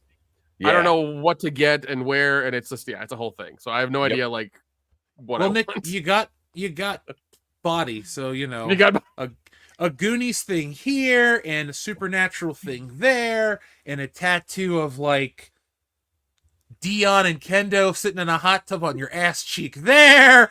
That I will pay for that. I will draw it, and I will pay for Nelson to put that on your left ass cheek. They would love that shit. Nick's got a tattoo of Brie Larson in her Captain Marvel outfit. With no shoes on. She's hanging upside down from a tree branch with her toes curled around it. Oh god. Just the toenails. Just the nails. Oof. Aurora Uplinks, thank you very much for being a member for 4 months. Aurora Uplink says, I want to buy a local comic book shop, ship someday, say I own one. Probably leave it in the naive hands to operate. At their cost, I would hope. Expensive. LOL. Dude, I want to own an independent theater real bad. I've been wanting to do that, or a video store at some point, because I think they're going to come back. I feel they're going to come back. So I would love to do that. Well, when the grid goes down. Nick, what you need to do is have a DVD burner. Dude, I got one. The only thing I need are DVDs, which I can go get from Micro Center and just burn them and write the names on them. So yeah, what you should do is you should do some backup if things ever get testy. I'm going to probably do this too to have profit in the future, because money will still be valuable for a little while. But we should just get DVD burners and some discs. And when people are like, there's no Netflix, I got your hookup on movies. $5 a movie on DVD or something, $10 on a Blu-ray. Dude, Here's the thing. Here's the thing. You say the DVD burner and you joke. When I was in high school and you had dial-up internet, that's how old I am. I used this ancient website. Some people may not know. It's called LimeWire. Oh my God! You give your computer AIDS to download something. I used LimeWire. What I would do is people would give me a little like notebook like things or piece of paper with like 20. I think it was like 20 songs I'd take. And it would take me the entire fucking week to download them and then burn them to a CD, not a DVD, a CD, because the DVD burner was like this big, and it would just every time I would burn a CD, it would like rock back and forth. It was fucking terrible. It worked though, and I would burn a CD and then give it to them, and then give me $20. So I'd get $20 like a disc whenever I'm making compilation CDs as a kid in high school. I made a good amount of money. But yeah, I was doing that shit. I ruined like three laptops over that year. That's trying to collateral download damage. stuff. Yeah. My parents hated me. Like, what the fuck are you doing? Nothing. You're downloading porn? Actually, not. I'm not downloading porn. I'm downloading music. No, it's just Dr. Dre's new album. It's just the Chronic. It's just the Chronic. I swear to God, it's only ludicrous. Oh God. But yeah, that's what I was doing, and I ruined a lot of computers, but I made some money, so it worked out. You gotta spend money to make money. So there you go. Hey man, and the good thing is like the fucking CDs were cheap back then. You could get like a giant stack for like $20. And the burner was the most expensive part. Plus, the other laptops I had to get because I ruined the other two. So, other than that, it was fine. Aurora Uplinks needs some more money. He says, "I just need $1 billion. Then it would be pocket change in essence. Totally film a movie on it at some point and write it off for the losses." Oh God, I like the way you operate. Well, I no, dude. Trust me, I'm in independent film, and if you had $1 billion to do a movie, you'd make it at our level. You could probably make like 100 or 1,000 or 2,000, maybe 5,000 movies with that kind of money. So yeah, we're. Why don't we just split it in half? Seriously, create some kind of fund where we can invest and make money in interest, and just. Oh yeah, that's like yeah. Cycle. No. It's very easy, Jeff. What you do is you become a bank then, and you loan your money out for other people. All right. I like the George Costanza school of philanthropy. It's like I would have all this money and people would come to me and they would beg. And if I felt like it, I would help them out. And then they would owe me big time. It's just to get people in your pocket, It's not about doing good at the George Costanza School of Philanthropy. There you go. That works. That works too. I gotta say, I like Seinfeld in the way that you deliver it in these little digestible bites. Because I've still yet to watch an episode of that show that I'm like, yeah, this is great. I've watched it and I go, I'm gonna laugh. I even watched the Muffin Tops episode and I'm like, I've seen that entire show 20 times over, and I still laugh at that shit. Dude, I'm the same way with Psych. Like I watch that show entirely too much, and I can. It's Always Sunny for me or King of the Hill, but Seinfeld. Yeah. I've like actively tried to watch Seinfeld. It's a certain type of humor. I honestly have always said that it's either one of those shows like you love it or it's just there. You know what I mean? It's like there's some funny things in it, but overall you're indifferent with it. It's like I've tried, like you said, and that's where it is. I don't know. I freaking have always loved that show. What's a really good old show that I watched during the pandemic that I fell in love with over again? Taxi. Oh yeah, you did. Oh my God, I haven't seen that. I haven't seen reruns of that since I was a kid. I think it's on Hulu when I watch it, and I watched it during the pandemic, and I was just like, God, this show still holds up because I watched it when I was a kid and I was like, it was funny then. It's still funny now. Jesus, it's wonderful. Oh my God, love me some Taxi. I even looked up to like if it's on Blu-ray or if they got it, on a DVD box somewhere, and I had to get it because I was like, this is a wonderful show. We need to preserve this for future generations and not have it tainted by Disney or whoever has it. So now. Shroz08 says he'll take a Joe Rogan high as fuck and a new Buffalo Jeff. Imagine if you gave a white supremacist 5-MeO DMT, and then as the first one, as they're exhaling, yeah. What a rush!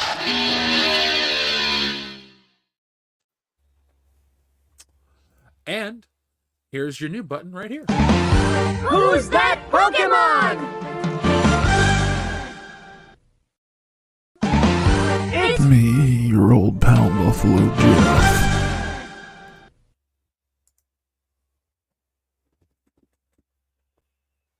Your old pal Buffalo Jeff is here for Joseph Bianowicz. Your old Buffalo Jeff, me please. Well, your old pal Buffalo Jeff is here. Joseph Bianowicz. Dion. God, you still need to make a cameo with that. All right, you still need to make a cameo so people can like give you some money to do their like birthday wishes and things like that. Also, you need to get a mask made so you can be like Buffalo Jeff on camera. No, not a ski mask, like an actual a skin mask. Oh, there you go. A skin mask. Yep. Yeah. Call one of our people that we know and like ask them to make you one. One of the things that you'll be able to do with this cameo is you can have a third option to call Dion, and Buffalo Jeff will call Dion, and if you join at one more higher tier, we'll send you the video of it. Well, make sure you go buy like 2 or 3 burner phones so he can never know it's you. And you guys can tell us what you want Buffalo Jeff to say to Dion too. Well, I mean, within limits. I mean, within Buffalo Jeff limits. Come on, dude. Okay, You don't have to say. Right. It's like, look, of course, it's gonna be tasteful, like eat the flesh of your skin. No problem. God. I still need a mannequin to send Dion pieces of the mannequin. But if anybody wants to help me out with that and knows where I can get a decently sized human mannequin that's not like blown up or whatever, that's actual like foam one or like a fiberglass one, let me know, because then I can send packages of like mannequin parts to Dion with like blood written notes, and he can just freak out for days. It'd be funny. I've got a skeleton that sits in my like a full size skeleton. He sits in my den, which you guys have seen. It's all like horror decorated. Yeah. So I decorated him for Halloween. He was wearing the ghost face mask. At Christmas, he wears a top hat and my Christmas jacket, and he's just chilling there now in shorts and a tank top, still wearing the top hat. But yeah, you get one. I think I only paid like $40 for it. Finally, I'll just clip off a finger, send him a finger bone. Yeah. What I would really like, the best thing to do, and what I really want to do, and I'll be quick because we're going to go on with these messages so we can get to our game, in Disney's removing the classics, is I just want to get a mannequin that looks like Dion in his bedroom one night when he's drunk, so he can wake up in bed with a mannequin that looks just like him. And when he comes out into his living room, there's mannequins of his family watching TV. And so when he comes out, he thinks he's like starts talking to him and they're not responding. And he looks at him and he realizes they're fucking fake. Could you imagine? No. I have no face? No, Jeff. I have one better. Okay. We're at a cabin. Okay. And he's drunk, falling asleep. And he comes out and there's he wakes up with this mannequin over him. He walks out into the living area. And as he gets more and more into the cab, like into the cabin, there are mannequins everywhere. Like he goes downstairs, upstairs, the bathroom, the playroom, pool table. There's mannequins everywhere. He just can't fucking stand it. He starts going outside. Our cars are there. There are mannequins inside them. And Jesus. He's in the middle of the woods where there's no access to anything. How are we going to have a trailer full of mannequins that follows us covertly to our campsite? And then when he's asleep, I'm not done. I have more. Oh Jesus! There's no nothing. We leave him there. We watch him. We watch him from far away and make sure he's okay and doesn't do anything too crazy.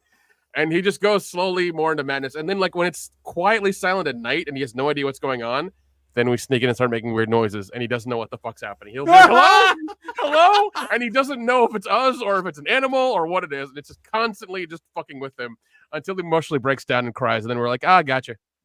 So by the way, we love Dion. We love Dion. Yeah.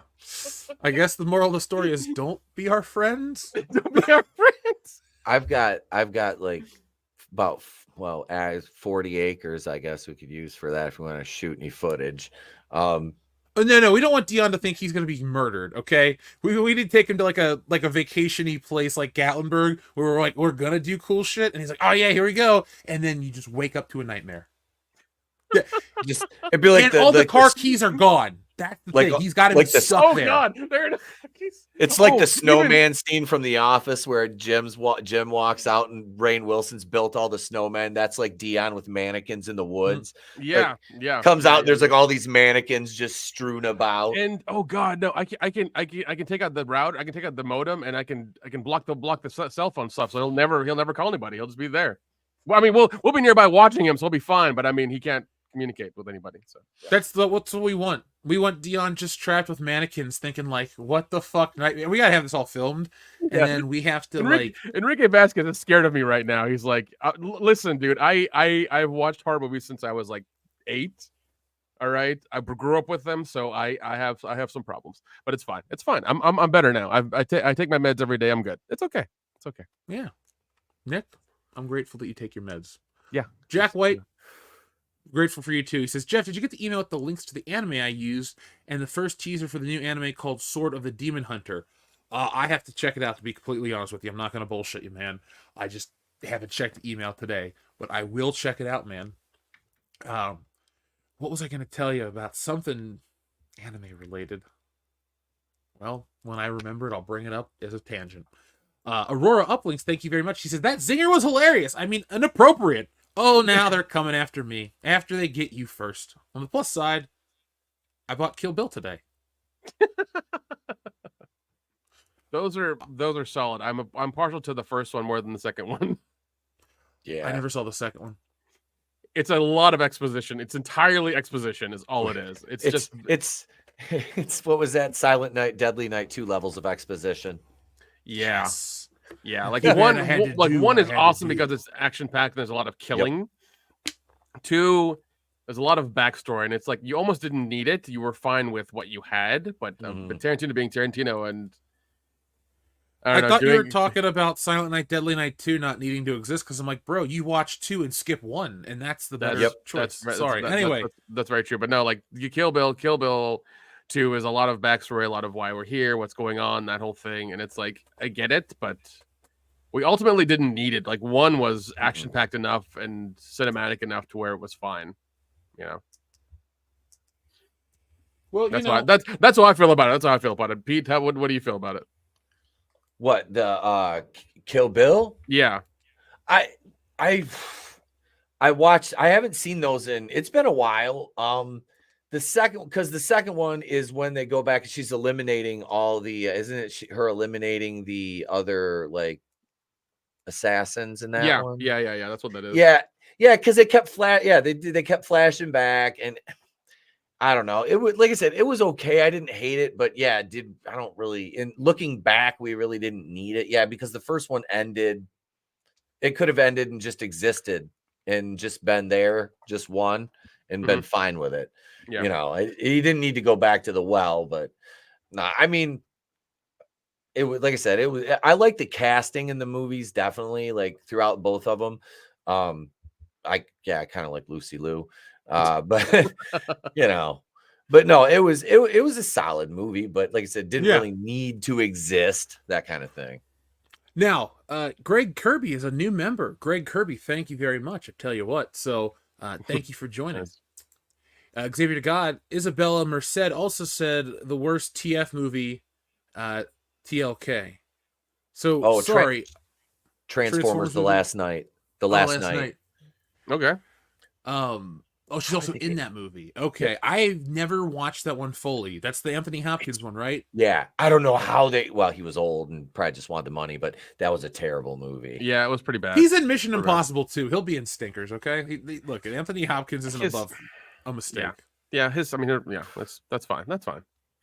You know, you want to buy a summer house in, Naples. So you do a movie, you make a couple million, you buy a house for like 1 or 2, you pocket the rest, and you go to Naples and you eat food. There you go, and you live in your new house. Make your own wine. Put on the white shoes and play bocce ball, boys. There you go. Go on riverboat gambling trips, make your own beef jerky. That's what you do. Xavier to God says, so I heard GTA 6 is going to do facial recognition to make sure you're old enough to play the game. What do you guys think of that? Good luck with that. Yeah. How will you take facial recognition on an Xbox? Because they don't sell the Kinect. And no one's They'll use. I actually went through this because I'm in the process of doing TSA pre-check. They have you take your phone, scan your license, and then scan your face and make sure it's the same person. So yeah, I don't think I'm going to do that to play a video game. Yeah, no. It's too much. Nope. It's too much work. And what's going to happen is they're not going to sell any copies. And as soon as they announce that, if it's a real thing, they're DOA. Yeah, like Isn't that game kind of like preemptively getting some backlash for some character choices? I haven't played a GTA game since San Andreas, so I don't know, man. I have no idea. People were complaining. Okay, so fans really weren't complaining that you could play as a woman. People were trying to complain that fans were complaining, but they really weren't. They were just looking to make up a story. I look like I'm in a nightclub right now. Sorry, yeah, I'm trying to turn off the RGB mode. There we go. Ooh. It's so yellow now. That's what she said. Anyway, sorry. There we go. Let's just turn it down. There we go. Yeah, I won't play that game at all. Seriously, that is a situation where I will, and I like Grand Theft Auto. I own them all. I even own GTA 4 again. I hate GTA 4, but there was like a really cheap bundle on Steam, and I said, fuck it, maybe it's good on a PC, right? It is not. Battle of Gay Tony is, because they fixed the control. The GTA 4 is a nice big city, but my god, does it play like dog shit. You trip. Like, your character just is like, he's like a rag doll. He'll like run over, and he just falls and shit like you're playing Quap. I hate Nico Bellic. I hate your cousin Roman. I hate Packy. I hate Kate. All of them. It's terrible. Like, fuck GTA 4, man. Like, if I could physically beat the game up, if I had a copy, I'd punch it. I hate that game. It's like doing Office Space out in a field with a baseball bat. No, man, I do the what is it? Samir, the fucking heel kick he does, where it's like, whoa, bam! That's the gnarliest move in that whole scene. Jack White, thank you very much. He says, I've had a bunch of portable Blu-ray players and a bunch of Blu-rays, so I'm good. There you go. As long as you have enough power to power them, you're fine. What are you gonna do at your hoverboards, though? Take them apart and use the energy. Water unless you have power. God, take the energy source out of it and use it to power your house. That's what you use it for. I'd rather hydrate my pizzas to level 4, please, instead of using a hoverboard to get around. I'll survive. There you go. Eat Difficulty is place to be reviews. Remember for 12 months. What's he saying? Hail to the chat. Look, Ma, I made it to the big leagues. Smash the gash button. Smash the gash. Yeah, we got 176 watching. We should get some thumbs up. So get them up there. That's what YouTube knows. YouTube knows you like us. So keep it going. Jack White says, speaking of Disney, did you guys see Doomcock and Pro's videos about Disney using bots to buff up their stock prices and other stuff? I have not. I've been busy taking care of stuff over here. You guys see the videos? Oh, no, but I wouldn't doubt it. I mean, they use bots for ratings. They use them for Rotten Tomatoes stuff. We know that's a thing that came out last year. Like, we know a lot of that stuff. So I mean, them using bots for a lot of those things doesn't make sense because they want to be on top, and these people don't play by the rules. They play by their own rules. So if they have the money for it, that's how they roll.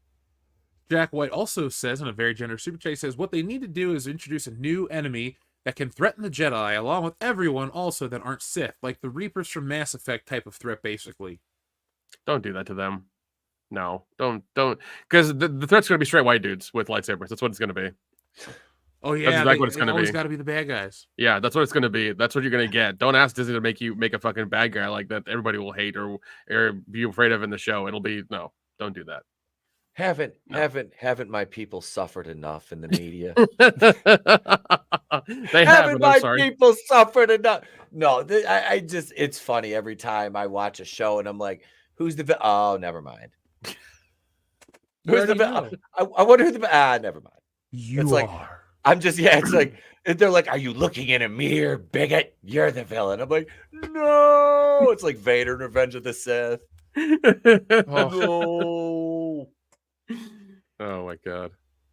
He who stares at the abyss says, as toy guys, have you guys seen the HasLab Omega Prime, and what are your opinions if so? It's a combiner of Optimus and Ultra Magnus from Transformers RID. I have seen it. No, I have not seen it. I don't really collect Transformers, though. I am 35, and Transformers ended right before I was born, so I didn't grow up with G1. I grew up with that G2. So Transformers, they would re-air those cartoons, but it was always on at a weird time. But I did have the Optimus Prime toy as a kid. I enjoyed it. Oh, yeah.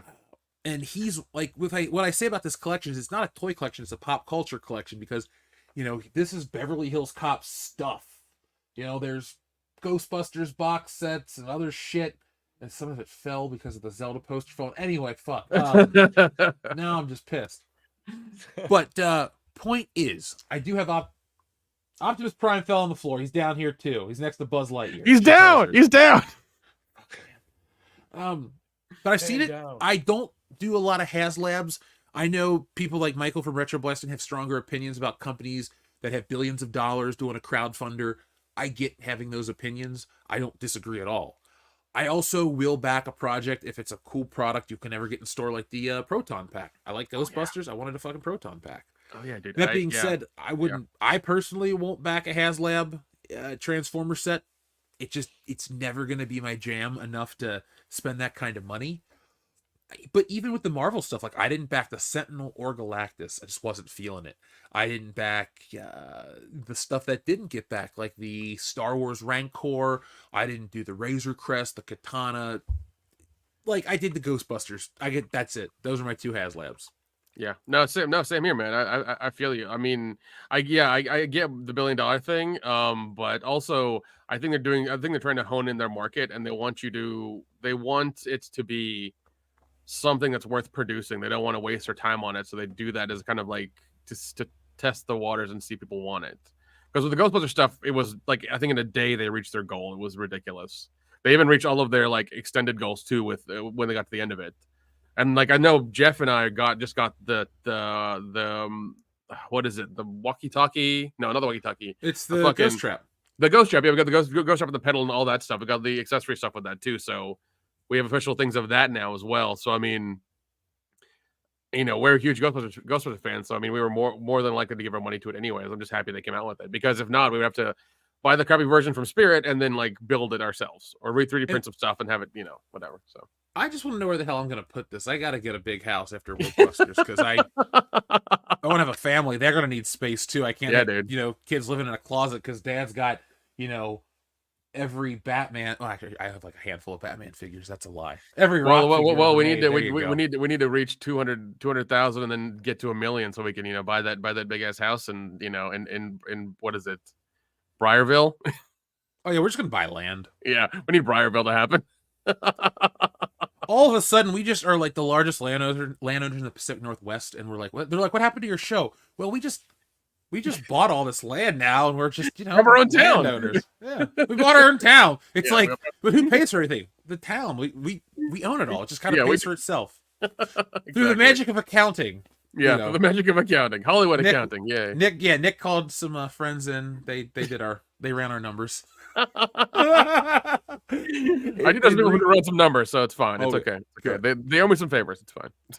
Enrique Vasquez, thank you very much. He says, "Hola, everyone. I'm back from Mexico, man. I hope your trip was great. I saw some of your pictures. We got to talk and catch up, buddy. Everyone, how's everyone doing tonight? I also started watching Resident Alien. Really cool so far. Also, Avatar is not too bad. Yeah. Oh, the new Last Airbender. Yeah. No, Resident Alien's fucking hilarious. Love Alan Tudyk. Go check it out. They're in their 3rd season now. I think it just started last week. I didn't start the new season yet. I don't know. Neither have I. I feel bad because I was a big proponent of like the first 2, so I need to go back and watch these. The premise is awesome, and it stays great, but I don't think it held up through season 2. It had too many rocky episodes. Wait till you get to the they women get it done episode, and they're like, dude. And then the alien's like, "I'm sorry, I'm a man." It's like, you're a fucking alien. You don't even know what a man is. Like, also wear a skin suit. Also, every TV show does that episode, and it's kind of like you have to like skip over it to get to the other ones. Because I've seen other shows recently do that because they never did that 10 years ago. I'm sorry, not even they never did that like 15 years ago. But now it's a thing. Oh God, what is it? It's like. Remember how in the 80s every show had their drug episode? It's like, oh my God, this is the episode of The Love Boat where Vicky took speed and the guy is gonna get her hooked on pills. But okay, it's like this is the obligatory women are the victims episode of Resident Alien, and you're like, yeah. But also, I feel like the drug episodes, even if they did them today, would still be relevant and still be like give a good message. Couldn't they get the hologram? Can I get the hologram of Nancy Reagan to like walk out in the middle of the show and be like, "Hi, I'm Nancy Reagan. Let me tell you why you shouldn't do drugs." Yeah. Well, like but I feel Brandon. Oh, sorry. No. Oh God, that's a good one too. No, I feel like the drug one would be relevant as well, especially if you change it to fentanyl or whatever. Now, like it would be pretty relevant. But the women can do it better. Like, come on, man. Just can we not do that? Just please don't do that. That's all I ask for. It's too much. I hate it. I don't like it. Adam Wofford, thank you very much. He says Buffalo Jeff. Oh, okay. Hold on. Let me get this motherfucker. Hey, Buffalo Jeff. Dion, I would like to wear your skin as a pretty dress. Southeast Oklahoma has a place like that, and cabin in the woods and by the lake. That sounds like. I'm just saying, we need our fans to help us. We need like, I don't know, 20 or so mannequins.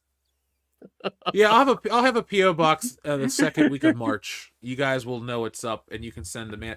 Actually, don't have them send you mannequins. No, if you join our Patreon, calls from the post office. Can you come if you join our Patreon, I'll just look it. If you join our Patreon page, I'll just give you Dion's address. Okay, you can just send it directly to his house. Care of Jeff. Hold on, no wait. We'll send it to his job. No. We'll send it to his favorite job. We'll send it to his favorite restaurant. There you go. They all know him by name. They're like, "Why did you have your mail delivered here?" And you're like, "What mail?" And it's just like we put it on the box, open immediately. And so maybe they'll open it up, and then there's just mannequins waiting on Dion at dinner, and they make him take it out. Oh my god! Aurora Uplinks, thank you very much. Pei Mei makes the second one really fun. Culture. Or what's Pai Mei? Pai Mei. Kill is Kill Bill. Okay, Kill Bill too. Yeah. Never seen Kill Bill 2. Sorry. Yeah. Aurora Uplink says, I have discovered how fun it is to watch modern reactors watching good old films like Kill Bill and Star Wars Starship Troopers. Good emotional exploration. My son and I just watched RoboCop he watched it for the first time. I watched it with him the other night. Oh my god. Bro, that movie's still hardcore. My son has seen all the Friday the 13th, every Halloween movie. Yep. But nothing is as gnarly as RoboCop's hand getting shot off. That is the nastiest scene in a fucking movie. We were sitting there watching. I was like, watch, buddy. I was like, watch. I was like, no. Oh yeah. He was like, oh, when it got shot. He was one of them deals. And he was like, I was like, which was your favorite part? He goes, I liked when he kicked the door in and shot everybody in the warehouse. He's like, he was shooting people behind his back. He threw that guy through the glass. Clarence. That part's awesome. Yeah. The only part I made him kind of turn around is when he was when Miguel Ferrer was powdering his nose off the hookers. Yeah. They didn't show anything, but still, I'm like, he's 8.5. I'm like, I'll let him watch somebody get their head cut off, but please, no coke off any hookers' tits, please, not that. Not yet. You know, I have standards. You're a good father. He loved the movie shit. though. That's hilarious. He loved it, and the main theme from that, he will put that on because he DJs on the way to school. I just give him my phone. And he goes on there, and he there will be times where he'll put that theme on. I'll hear him use the voice that he goes RoboCop theme, and he'll die because he watched the making of the movies that made us on Netflix like 2 years ago. Nice. We woke up and he was sitting in the living room just watching it on Netflix, the making of it, all that, and he was like just kind of infatuated with it. So Vinny sent me. I bought some toys. Vinny sent me. I got a RoboCop. He loves that. And then, so we watched. He's been waiting to watch the movies. Can we watch it? So he wants to watch 2 and 3 now. I'm like, I wonder which one he's gonna. I think he might like 2 the best. I mean, two's decent. Yeah, I think I like 2. Yeah, so I'm looking forward to. I might record his reaction to those. That would be fun. I might do that. We can make that a little game. That would be awesome. God, dude, yeah. If you can find the video game on discount, buy it. It's really fun, but it's like a one-time playthrough. I have it on my Batacera, actually. Okay. Nice. Yeah. Our friend Aurora Uplink says, the future of Star Wars toys is micro machines, easy to collect and display. We live in a downsizing economy. Everything is smaller and more expensive. Oh my God. How many micro machine toys did I buy when we were at Star Wars Celebration the first time? Like, I think about 6 or 7 of them. But you bought them back with me. When you say 6 or 7, folks, Nick didn't buy like 6 or 7 micro machine toys. He bought 7 the sets. Yeah, the sets. Like the bigger sets. Like the smallest set he bought was this big. Like, Yeah, it was and, one of and like those, they were, yeah, it was like the one that's like the binoculars that Luke uses that fold out into like Tatooine and shit like that. It was like the old Micro Machine kind of sets like that, the but cool ones. yeah, the cool ones, yeah, those kind of things, like kind of like Mighty Max or yeah, Mighty Max, if you know what that is. If anybody's yeah, if anybody's that old, Dude, I don't want to sound like an old man yelling at a cloud, but I legitimately I'm a toy collector. I follow this stuff. I care about this stuff. Unless it's high-end stuff, they just don't make mass market stuff at the same level as they used to, like in terms of paint or sculpt or like time or like effects or anything.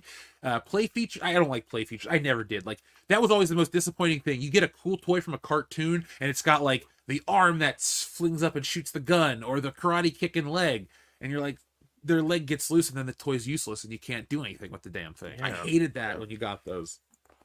But you know, to answer the super chat though, yeah, I think things are getting smaller. They're going into a digital space more. Interestingly enough, though, action figures over the last few years have and continue to get larger in terms of, like maybe Star Wars. The reason why you're getting Micro Machine style Star Wars toys currently is because it's too expensive for Hasbro to produce ships that they can make a profit on at the store. So sadly, you're only going to get action figures from Star Wars. You get some play sets and shit on a crowdfunder. That's just how it has to be. Yeah, that's why, and like, yeah, that's why I like Lego, man, because they make all kinds of fun shit. So oh yeah, and it all scales together too. Oh yeah. Speaking of Lego, I'm building the DeLorean on Twitch. You know, follow us on our links. Yeah, so folks, WCBS Gaming on Twitch. Nick, when do you build that DeLorean on Twitch? I do Mondays at 7 and Wednesdays at 7 p.m. Eastern Standard Time.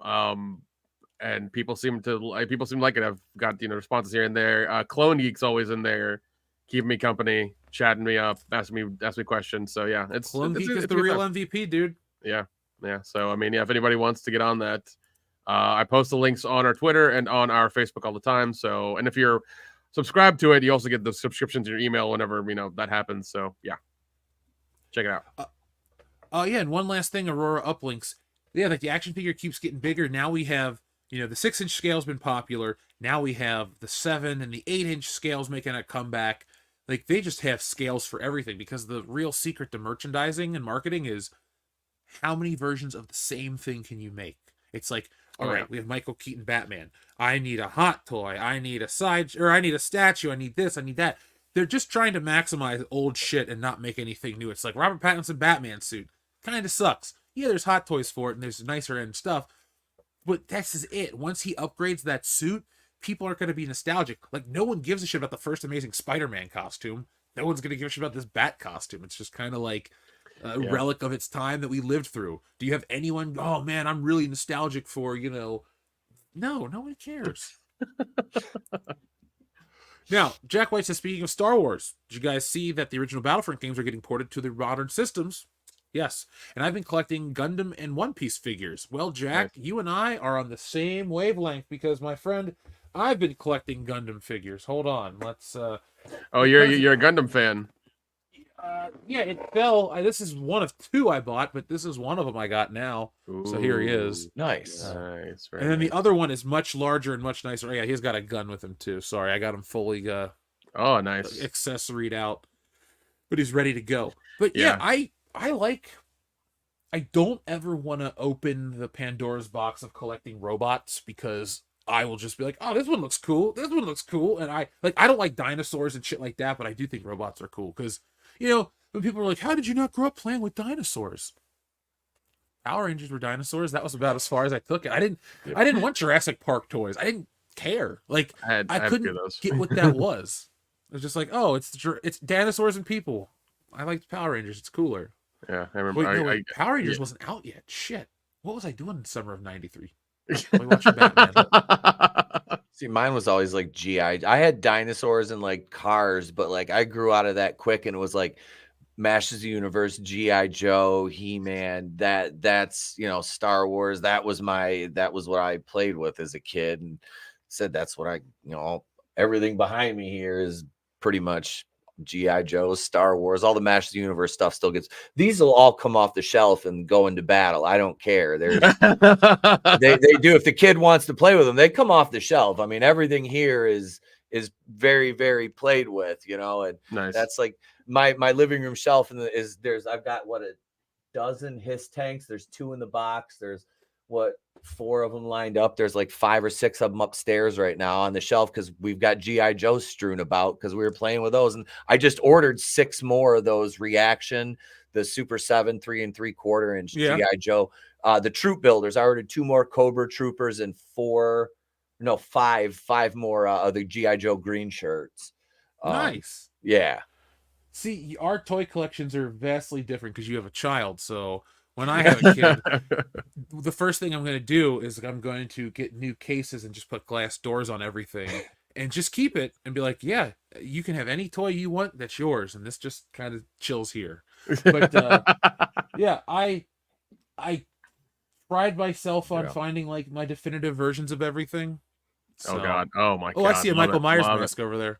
Yeah, there's we've got Myers and my Jason Part 6 hockey mask, nice. Ghostface, Palpatine, George W. Bush Sr., and the 1980 Don Post Yoda mask over there. Oh wow, that's a good one. Holy shit. Yep. Oh yeah, I bought that for what was it? I think I paid $75 for it. Oh nice. Wasn't bad. No, and then there's a original Dagobah, which I opened up back there too and put that together. That I got with the box, which the box is kind of in rough shape. It's back there on one of the shelves somewhere. But that one, I think I paid like $75 for that. So I'm Nick, have you seen these? Oh, is that the trick or treat? No, this is the Mezco. This is a little 6-inch figure. I was going to ask you because I've got the NECA. I got the NECA 2-pack of Myers and Loomis from Halloween 2. Yeah, well, this was pricey and it still holds its value, but like it's got a cloth outfit. Like this isn't plastic. This is that looks great. Yeah, that's why. Well, the cloth suit and things like that is why I got the it's why I got the trick or treat one because it had the cloth suit and it was like a 12-inch figure or whatever. That's over here. This one stands in front of it. But yeah, I got that over there too. That's the best Michael Myers figure ever made. I got the 2 the Thing ones with Kurt Russell. I think there's a 3rd one that's out as well. I need to like acquire. So I don't know. I love that movie. So they just announced today a new Beetlejuice is coming out. Like figure, like the original Michael Keaton one. It looks great because they released one about 2 or 3 years ago, and it was absolute dog shit. And I was like, I am not spending a dime on this. This new one that they released today, I'm like, I gotta pre-order this. So I know what I'm doing as soon as I get off the show. Nice, because this thing is awesome. It's dead on him, and I'm like, it has real hair and all this other shit. So I'm just like, I kind of need this yesterday. That's awesome, man. That's awesome. Now, Jack White, by the way, this is a tie-in. I am going to not only be excited about the Star Wars Battlefront games getting reported, I'm going to be buying those and I'm going to be streaming those for you guys because I didn't get a chance to play those back in the day. My neighbor had them. I would go over there and play them at his house, but I never owned them myself. So when I say, like, maybe you went to somebody's house and played a game once or twice, that you played it, that's different, but you didn't really get to experience deeper. So I'm excited to go through it and actually own it myself and see what it's like. Yeah, I have the newer Battlefront 2 on my Xbox right now. I play every now and again because I get bored and I'm just like, I'll play this and have a good time. So that's it. We're gonna get that so we can all play it together because you can do like the online battles and like the team stuff on there and that Battlefront and the Battlefront Collections one. Okay. Because that's Tony and I were talking about that the other day because it goes on pre-order because they just did I think they had a direct or something. Yeah. Yep, and they were talking about that, and I was like, "Oh my god, I'm gonna order that." I don't ever pre-order games, and I'm gonna pre-order that one. Nice, that's awesome. Let's see. We got Jack White who says the drug episodes would be more relevant because fentanyl and trank. I don't know what trank is. Nor do I. I know what fentanyl is, baby. Now, Pete deals with the Utes. Are you aware of what trank is? Do you know what trank is, or do I need to look it up? I don't. None of my students. Is that like Josh Trank? Oh God! So it's pure cocaine. Yeah. Whoosh. Oh God. No flame. Aurora Uplinks says as well. Thank you, Aurora. I sent Disney ideas for a new toy line. If it gets made, I will send you guys a few to your PO box or to someone's house. Right. Well, a roast Tico. Oh, folks, thank you for sending in your messages.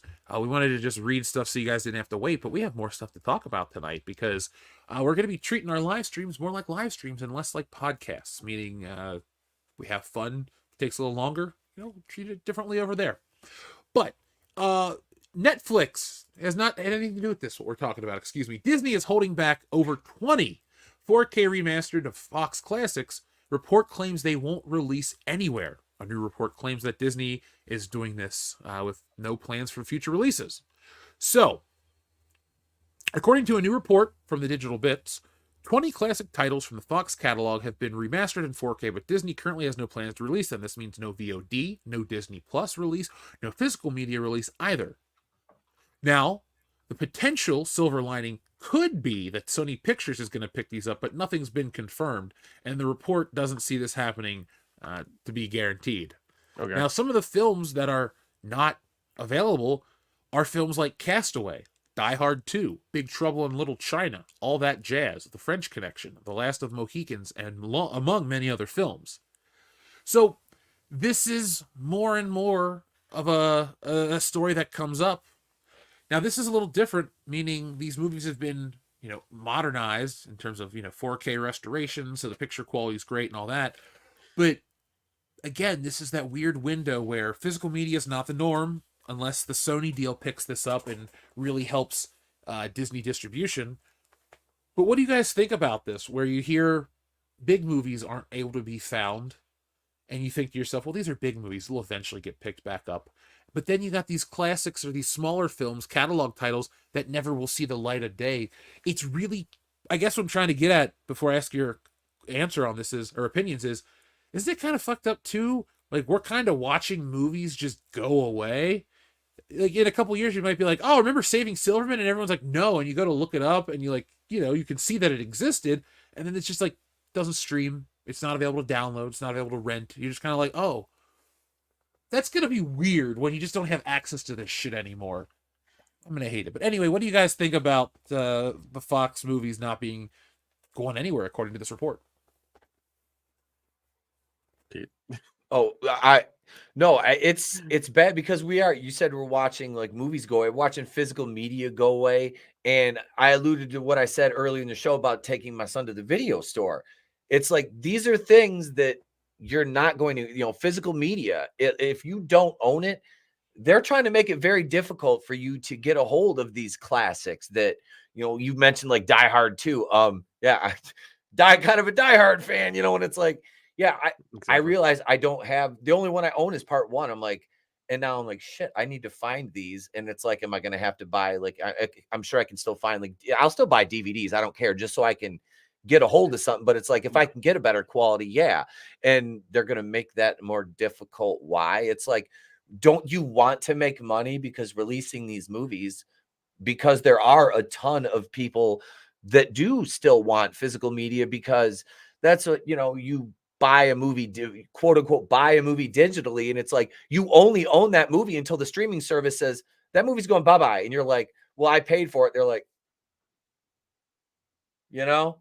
sorry. It's like the South Park Netflix thing. Oh, you like that? That's like the cable company thing. But no, it is. They're kind of putting the screws to you that way. And yeah, the dissipation of the physical media market is just playing right into that. So this, I don't understand. I'm sure there's more to it behind the scenes that, obviously I'm not privy to, but just from a consumer's perspective, it seems like a company like Disney right now that is fallen out of favor, losing money on your major tentpole releases, which are no longer guaranteed $1 billion. You're lucky. Look at the Marvels is going to lose what, 150 million to around that mark, maybe 75 to 150 in that range. So I just, I don't know. I'm not Valiant Renegade. I don't know the math that well. I'm just kind of guesstimating. But no, it's not a good move. You've got a board that's pissed off right now. You really want to piss the consumers off, but it all leans towards pushing people towards streaming and that kind of, quote unquote, digital currency of media. Yeah. Well said, Pete. Nick? Yeah, I mean, we're all big proponents of physical media here, and I mean, we've had instances of even of these movies being redone and re-edited. I mean, Netflix has done it with 13 Reasons Why. They re-edited the scene where the girl like cuts her wrists because they thought kids would use this as an instruction manual, which I think that's idiotic. They did it for Stranger Things because they wanted to put that clock tone from the last season into all the other seasons, so they could carry it over. We even had an incident that we reported on that really pissed us off, where Netflix edited Back to the Future, and everybody tweeted at fucking Bob Zemeckis, and he had to call them and be like, "What the fuck are you doing?" And it was hilarious. So I mean, that's a problem with streaming, is like they can edit whatever they want to and manipulate it and make it look different and to change things, especially with technology the way it is now and what they have access to and the money they have. They can change things really easily, and maybe you won't know, especially the newer generation won't know. But also, we need to preserve these things, these good movies like the Die Hards, the Bill and Ted's, the Back to the Futures, the Kill Bills, all these things. Even the bad ones need to preserve as well, just so everybody has something to watch and we're not constantly trying to stream stuff. I mean, I think we even heard about it this happening in November, where Paramount upped their price and then also took out 1,000 movies from their streaming platform. So they're charging you more for less. And this is the model we're getting to, is like people are still giving Netflix money, but they're getting less and less movies of like old things they want to watch. And that was what we were promised in the beginning of this whole thing, is like we were promised to have access to all of our old movies we'd love to watch anywhere on the planet, wherever we had internet access. That was the promise. That's what we thought we were buying into. But what they've been secretly been doing is giving us what we wanted and then slowly trickling in their own bullshit entertainment that they pay way too much for and that nobody wants. And they've been slowly pushing out the old stuff and porting it to physical, and porting it to other things that that a lot of people can't get or don't want to get or don't want to spend the money on for Blu-rays and 4K. So it's just like it's a weird ecosystem they want to build, and it's not working out anymore, and they know it. Yeah, and I always say I'm an agent of chaos. I want to see how it all falls apart, but I also, I will be a victim of my own desire for chaos this time, because I'm a big consumer of media. I love to own a film. I don't mind buying it twice on the same format if it's got new features or a new remaster, or a new transfer, something like that. I care about those little technical things, but after that felt like greed, but it also felt like I was paying for something that was worth it.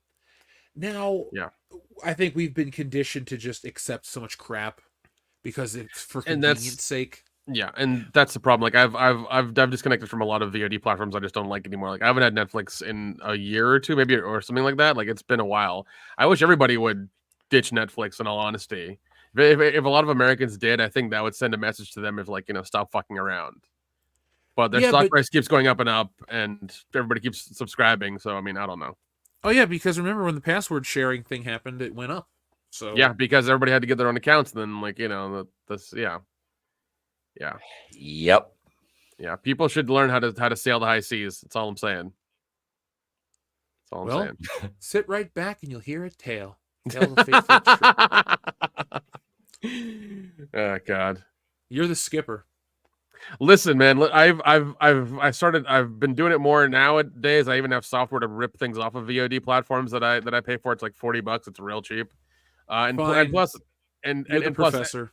Yeah, and plus, everybody don't ask me how to do it because the internet's there. Go fucking use it, okay? Nick, how do you turn on a light? Tell me that. Well, see, Jeff, when a man loves a woman, hey, when you're done fucking yourself, go fuck yourself. I was waiting for him to do a Michael Bolton. When a man loves Dude, a woman. I swear this is the last tangent until we get through our next game, because this is the thing everybody's going to want. But you talk about Michael Bolton. This is why physical media is important. I found that at one point in time, they had made a Michael Bolton winning at softball. Wait, I'm gonna. And I'm trying to see if it's photoshopped, but it doesn't really look. It's a great Photoshop if it is. I'm looking for something. It's not down here. It's upstairs. But I feel like Vince Russo. Bro, I can do one better, bro. Let me tell you, I've got a Kenny G board game, bro, called Keeping It Sexy. Nick, you remember that game? Yeah. I was drunk and we tried to play it on the air. It didn't work. Oh, dude, it was fun. Actually, Yeah. speaking of physical media, during me and Jeff doing the commentary for Eurotrip last night, I bought the Eurotrip CD, the soundtrack of the movie. So it'll be coming through.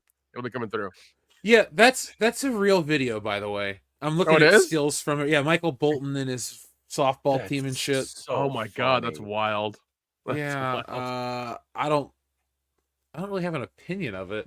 He played softball. He was good. They showed him on MTV back in the day. Thank you, Abiotic Winter. I have not. I was never probably one of those MTV. I remember the MTV Celebrity Basketball. Yeah, I used to watch that back in the day, man. Back when they actually had music on MTV. Yes, yes.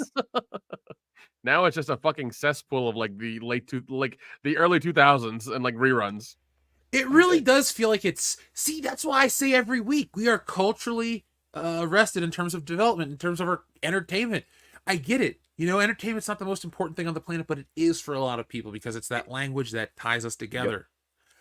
Yep. And so when you just, like, we've been stuck in this muck for so long, and it's why the classics seem better than ever. Like, I was walking yesterday, and the song from The Good, the Bad, and the Ugly came on, The Ecstasy of Gold, and I was thinking how epic that movie is, and I was just, like, walking down a hill, and I'm like, this is cool. I'm feeling it just from, you know, this music.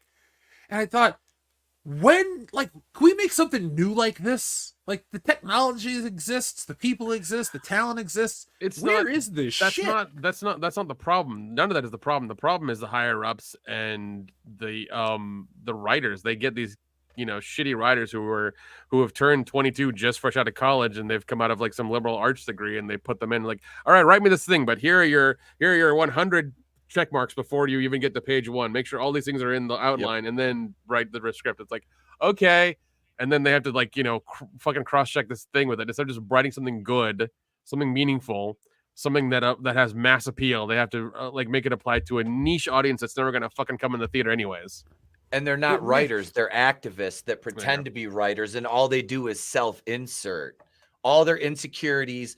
I got bullied as a teenager. Guess what? Now Starfire is a fat, dumpy, like, what was she? I forgot about that. Yeah, the I Am Starfire. She looked like freaking Alex Borstein from Mad TV. He looked like a man. That's what they made Starfire look like. Oh my god. You know, it's just. But you look at it like, if you look at the characters that are really like, it's like they do a total 180, and then you look at the writer and you start looking into who they are, and it's like, and listen to an interview, and it's like, oh my god, they have totally just everything about that character is now that writer. Yeah. And it's like, they're not a writer because they're just an activist with, like you said, Nick, a DEI checklist of things they are required to put in, you know, and it totally just homogenizes and ruins everything. Oh yeah. Okay. What's this? This is interesting. Well, this is our next segment, folks. We wanted to do something fun and memorable, and we want to bring. Oh, this is okay. I know we got the image from then. Okay, I was worried for a second. I was like, well, what are we talking about now? Are we allowed to? No. This is from the Star Wars Burlesque. We need to go to the other channel. No. I actually curated this image. I picked, you know. Okay, all right. Something safe for YouTube. Yeah. Cash. Yeah. Well, help me on your knees, bend over. You're my only hum. These are the droids she is looking for. So we're gonna try something, folks. This is kind of an experimental game here. So we're gonna play what is referred to as it's kind of like a choose your own adventure game with Star Wars. So let me find the tab real quick, and then we will start. Here we go. Listen. Just X out all the other Pornhub ones, okay, buddy? It's fine. It's all right. You'll find them later. All right. Sadly, there aren't any on this computer. So we're gonna start. You can pick a Star Wars movie, guys. A New Hope. A New Hope. Now, you have a choice of characters to go on an adventure with. You can pick Luke, Han, Leia, Chewie, Obi-Wan, C-3PO, a Rebel Trooper, Darth Vader, Grand Moff Tarkin, the Diogana Monster, or a Stormtrooper. Let's go Han. Yeah. Let's go Han. Han Solo, tough roguish smuggler and starship captain, a sarcastic ladies' man with a flair for getting in and out of trouble. Okay. In and out. In and out. Now, you only have one setting for Han Solo. You could have gone to Tatooine, the Falcon with Chewie, the detention level on the Death Star, but we have to pick Tantive 4 because that's all that's available. Okay. So, on Yavin 4, excuse me, the Death Star's been destroyed and you've received a hero's welcome from the Rebel Alliance. You started a long, hard road to becoming a hero, but that doesn't mean it can't have other rewards. Before you leave the system, you think you should go talk with Luke, the hero of the battle, or Leia. Leia, please. Leia. After receiving your medal, you notice Leia has slipped off somewhere, but you also see a super hot blonde eyeing you up. Did you go find Leia or go say hi to the blonde? Go say hi to the blonde. Yeah, let's go say hi to the Who's blonde. Leia? Who's Leia? Oh. Okay, sadly this game doesn't have that finished, so we're going to go to find Leia. Okay, all right, gotcha. Oh, sorry. I I was clicked on really it. The other one looking says forward this- to that finish. I know.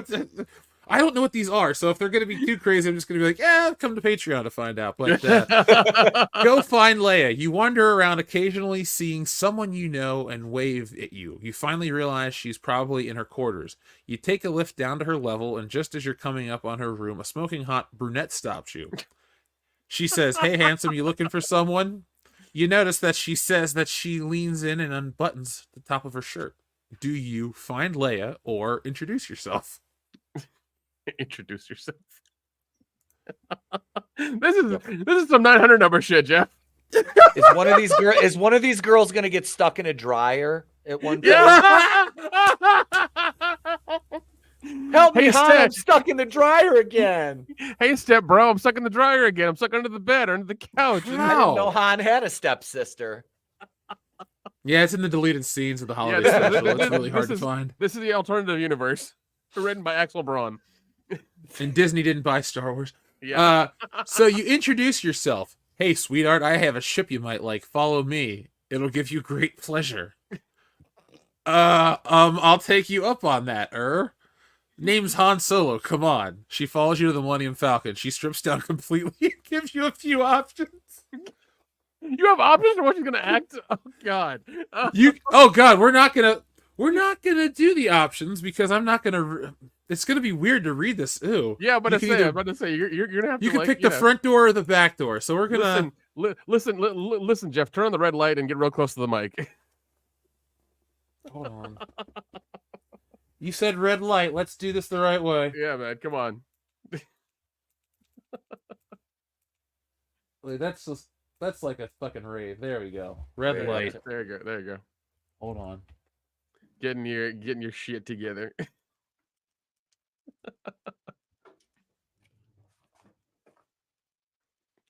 You're getting it. You're getting close. There we go. There we go. Oh. Damn it. Don't worry about it. One. Don't worry about it. Just There we go. As long as the background's there, it's fine. Am I Go bathed well, in yeah. red now? There you go. You are. There. Do I look cereal? Yeah, you look cereal. All right. There, I did it too. I just turned on there. I turned. I look like I'm in hell. I just looked at myself for the first time ever. Wait. Do the Keith Dave. Be like, welcome to hell. Hell, motherfucker! Okay, so where was I? All right, so are we taking the front door or the back door?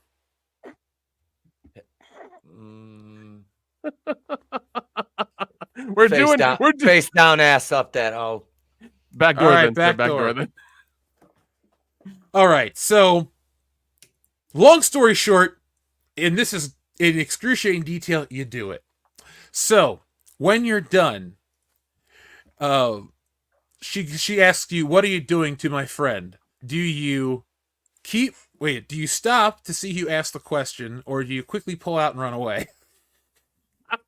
You stopped to ask the question. All right.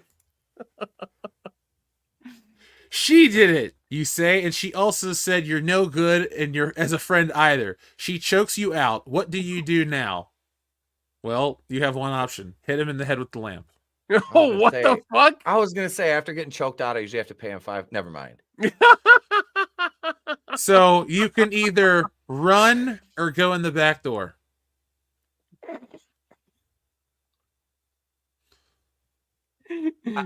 Didn't we just go in the back door Yeah, I thought we just went in the back You door. want to go back in? again? I mean, We're We're going back in. We're We're going, going back, in, We're boys. going If back she's in. ready for round 2, let's fucking roll it. Oh, it just takes you right back to see who asked the question. That's weird. Okay. We hit him with So the head wait, with the lamp. Now we Her run. her ass is a portal? Hold on. Here. Okay. Oh my God. Hold on. Run. You run. The dinosaurs are now following you. A volcano explodes. The magma comes out, and the brunette has a portal. The dinosaurs are now burned and dead, including the dinosaurs which is chasing you. You have burned. A failure. What the fuck just happened? What the We fuck got just happened? we got laid and got killed by dinosaurs through an ass portal. Yes. What in the fuck just happened? I don't know.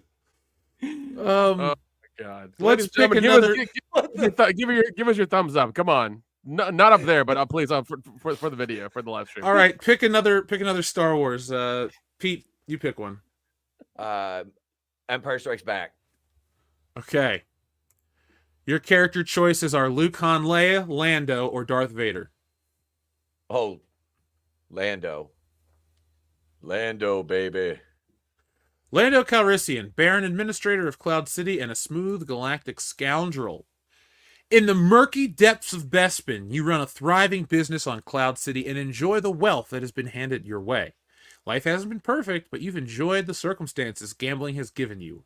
Everything seemed to be going fine until Darth Vader, Dark Lord of the Sith, arrived and warned you of the return of your closest friend, Han Solo. You can choose to fast travel to later parts of your story. You can either relax after your escape from the Empire or keep Luke company in the medical barge. Or we can await the arrival of our friend Han Solo. Let's just follow the story. Yeah. Oh wait, the page doesn't exist. Great. So let's pick another character besides Lando. Damn it. I was looking forward to a Bespin Colt 45. Let's just pick Darth Vader. Not a bad. The Dark Lord of the Sith is it's just Darth Vader. You can duel with Luke Skywalker. Should we duel with Luke Skywalker or not? Should we pick a different movie? Let's pick one of the fucking. Let's pick something from. Wait, prequels. Should we go prequels or should we go sequel trilogy? Disney. Let's go Disney. Oh, let's go Rise of Skywalker. Then let's go straight to the bottom of the dumpster. Okay, fine. Do we want Rey, Finn, Poe, Zori Bliss, Chewbacca, BB-8, K-Del-Co Connix? That's it. Is that? Who the hell I'm is probably that? guessing that's Billy Lord, Carrie Fisher's daughter. Oh, yeah. I didn't even know her character had a name. Should we go with let's go with Finn. Let's go with Finn. All right, Let's give Finn a chance here. Give Finn a chance. Give Finn a chance. All right. Starting to chant? No. I'll play my kazoo. Okay, I won't play the kazoo anymore, I promise. No more kazoo. Okay, so here we are with Finn, a human male. Well, they didn't write the other parts of the story. You know what we're gonna do? We're just gonna go to The Last Jedi. Because I checked. Yeah. Don't let me pick anything else. Apparently. Yeah, you don't. You're done, son. So, yeah, I'll sit this one out. Call into the bullpen. Should we do? All right, Nick. Should we pick Vice Admiral Holdo, Snoke, Kylo Ren, Captain Phasma, or Luke, Rey, or Chewbacca, or BB-8? Why not go with Vice? What about Vice? I don't know. Let's check Holdo. Yeah, Vice Admiral Gender Studies. You are Vice Admiral Amelin Holdo of the Resistance. Recently, your fleet has fallen under attack, and now it's up to you to save it. Or you could go all out and pleasure yourself wherever possible, throwing caution to the wind. What will you choose? Jesus Christ. That was... They went right to it with that one. God dang. All right, find a proper place to relieve yourself is the only option. Well, might as well get down to it. The leaders are now all dead. Leia herself is in critical condition, and now you must take charge. It's a stressful situation for anyone, and you need to get some relief. As you're being introduced, you can slip a hand down your dress and rub away. Okay. I don't really thinking this meeting was boring anyway. Your hand slowly... Wow, okay, not going to read this. So during a meeting, she's just fiddling the... Okay. No one notices. because her eyes are closed. She's enjoying it. The air is sucked out of the room faster than in the attack earlier as everyone sees your previous results of your session running down your leg on the floor. Oh my God. Jesus Christ. All right, we're done. We're done. Yeah. The rest is on Patreon, WCBS on Patreon for the rest of that. We'll do something. Wow. That escalated quickly. I mean, that I know, really right? got out of hand fast. Yeah, No, we I didn't planning see it battles. coming. You're planning battle strategies 1 minute, the next minute you're sitting in the middle of a meeting with all the other Rebel Alliance leaders, and the results of your last session are running down your leg. You know, there's urgency sometimes, you know, I get it, but Yeah, that's a little what yeah, the why is fuck Nick- did I why just is- read? why is Nick off camera right now? I'm confused. Well, the same reason I'm going off camera. So, folks, next time you want to know what happens to Vice Admiral Holdo, just ask Buffalo Jeff. I will tell you this, though, guys. The next part of the thing, the story said 30 dicks out. So Just wait, saying. so we need the meme with Vice Admiral Holdo on the couch and okay. So I see where after- this is going. Okay, so after it's 30 dicks for her, then there's only option is backdoor, and then after that, let's just see what the end of her story is. Oh my God! Here's how her story ends. Oh no. The piece in your mouth muffles your horrified scream of pain. How could anyone think this feels good? Anyway, stuff happens to her. That's when Poe Dameron shoots her in the head. You're dead. Seems fitting. You seem to fit better in the Hunger Games than Star Wars. What the what? That did not end the way I thought it was going to end. I mean, Yeah, me that's neither. that's not the kind of shot to the face I thought she was going to take. Yeah. Keep going. Keep going. That's all she wrote, folks. Sorry. Step away Yeah, for something. that felt naughty. Do you feel dirty? Um, Do you feel dirty? Do you feel a little bit dirty? I think I just took a shower before the show. I think I might take another one. Oh God. There's also pizza, but no, I'm not eating tonight. I'm Shower feeling good. pizza? That's weird. I don't know why you do that. No, I would eat pizza, then shower. Yeah. Oh, You have a beer in the shower. That's a thing. That's fine. have Shower you had beer is have you a had thing. scotch in the shower or whiskey in the shower? Have you done that? I have No. not. No, it's I don't fun. like to take anything into the shower with me, like to consume. I don't like to take anything like consumable in the bathroom. It's weird. Like Dion once told me a story how he ate a sandwich while taking a shit, and that was the grossest thing I've ever heard. No. Weird. No, No, no you can't do food. that. I've taken a beer in there when I came. You know, it's happened a few times. You know, you're drinking a beer. It's like I'm going to take a shower. Shower beer. What the fuck? Yeah, shower beer's fine. My body's just like, nope, nothing goes in while Yeah. you're in the bathroom. You just like brush your teeth and that's it, man. Floss. The only thing on your mouth Mouthwash is and a gargle. toothbrush. That's it. That's it. Shaving Yeah. my head, drinking a beer. You know. Okay, I guess since you're in the middle of that act, it makes more sense, but I still wouldn't. You know, like there's a bathroom off of here. I would just leave the drink in here and then take a sip and go back in. Would you not drink and pee at the same time? Come on, man. You do that in a Maybe bar. that's, You carry your drink to the bathroom with you. Yeah, so That's you don't true. get roofied. That's true. Hey, yeah. It's, That's I've been true. roofied. It's no fun. Oh, you're gonna have to tell me that story off air. Yeah. So, our friend Jack White with a very generous super chat says, Trank is a drug that strings people out so badly to the point where certain body parts will pop off. And I meant that literally, and the people don't even notice that they're losing toes and stuff. Okay. Yeah, no. That sounds like that like alligator skin shit that was happening in like Crocodile. yeah, in fucking like southern Russia between like the Afghan and Russia border. Like they were saying it was like crazy stuff happening or something. It was just not fun. No, sir. Wait. Oh God. Okay. Wait a What is minute, he coming wait a back minute. with? Wait a minute. Hang on a second. Hang on.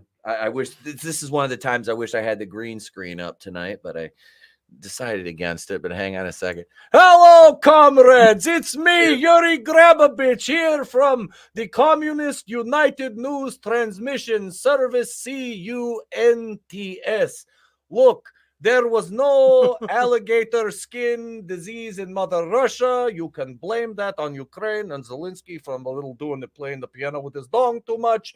But look, America, it's all fine. Don't worry. We are not packaging humans up and sending them to you with crocodile type skin virus. And if you do see any, remember, they will not turn you into an X-Man, as you say. Not to be confused with the other X-Men you seem to have running around over there. But that is all from the Communist United News Transmission Service newsroom, which is odd because I'm not even in my get-up. I'm still dressed in ETEP's clothes. It's almost as if we are the same person. Back to you, Jeff. Thank you, communist comrade. You're very welcome. So, Jack White, thank you very much for your generous super chat. Folks, a couple things before we get going. Next week we will not have a show. I will be getting ready for Emerald City Comic-Con. So there will not be any live streams this coming week. There will be new videos for the weekend, and regular stuff's going to start flowing out. Nick has a video coming out tomorrow. We have another video from the High Council clip coming out tomorrow from Script Doctor, because he gives you how Madam Web actually can make some money. Just some fun stuff like that. And we keep overhauling and keep adding some new stuff. I don't know. Should I do a third hour of building the Lego Thursday then? Do you think? Yeah, go for it, man. People can go over to. There you go, folks. So Nick's gonna be doing next week's show over as a Lego stream. So go hang out with Nick.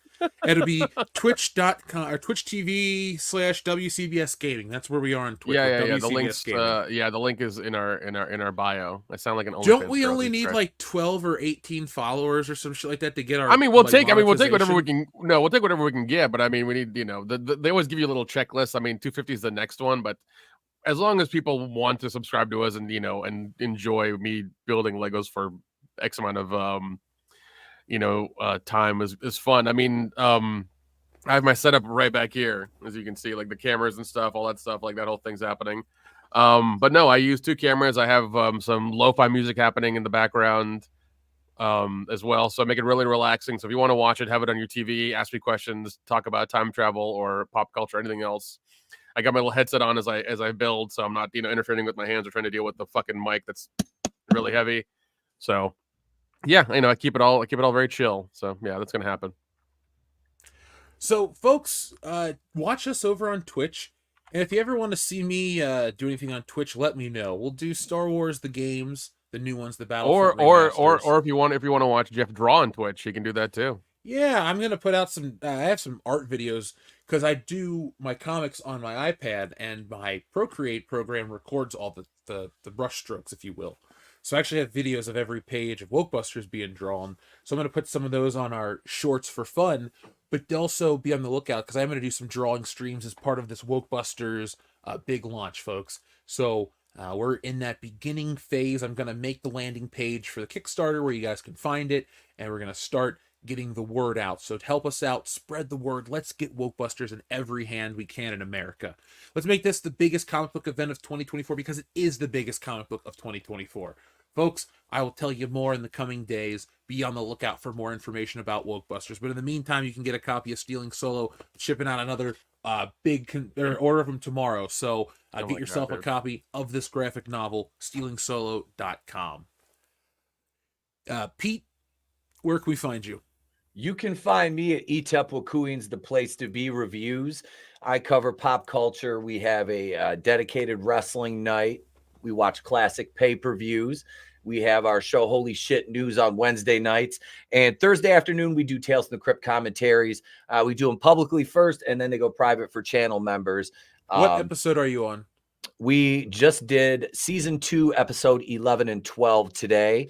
The stream actually ended up going 2 hours because we had a few extra people jump on. But yeah, they were fun episodes. The second one was Finding Punishment, where the young kid goes to live with his uncle in the funeral home, and the uncle He kills cuts his him. fucking legs Cuts off. and his he- legs off Oh because my he gym won't shoes use a walk down the casket. stairs. Yeah, you sold my Jordans, uncle. Dude, Yeah, he's like, that "You is will such cost me that's, money." that's Tales from the Hood before Tales from the Hood. Yep. Like, Oh, is yeah. that not? Yes, it was. So yeah, Do me a favor. Yeah, Save an episode for me. bro. Since I missed my anytime. favorite one, which is from season 1, Dig That Cat, He's Real Gone. Yes.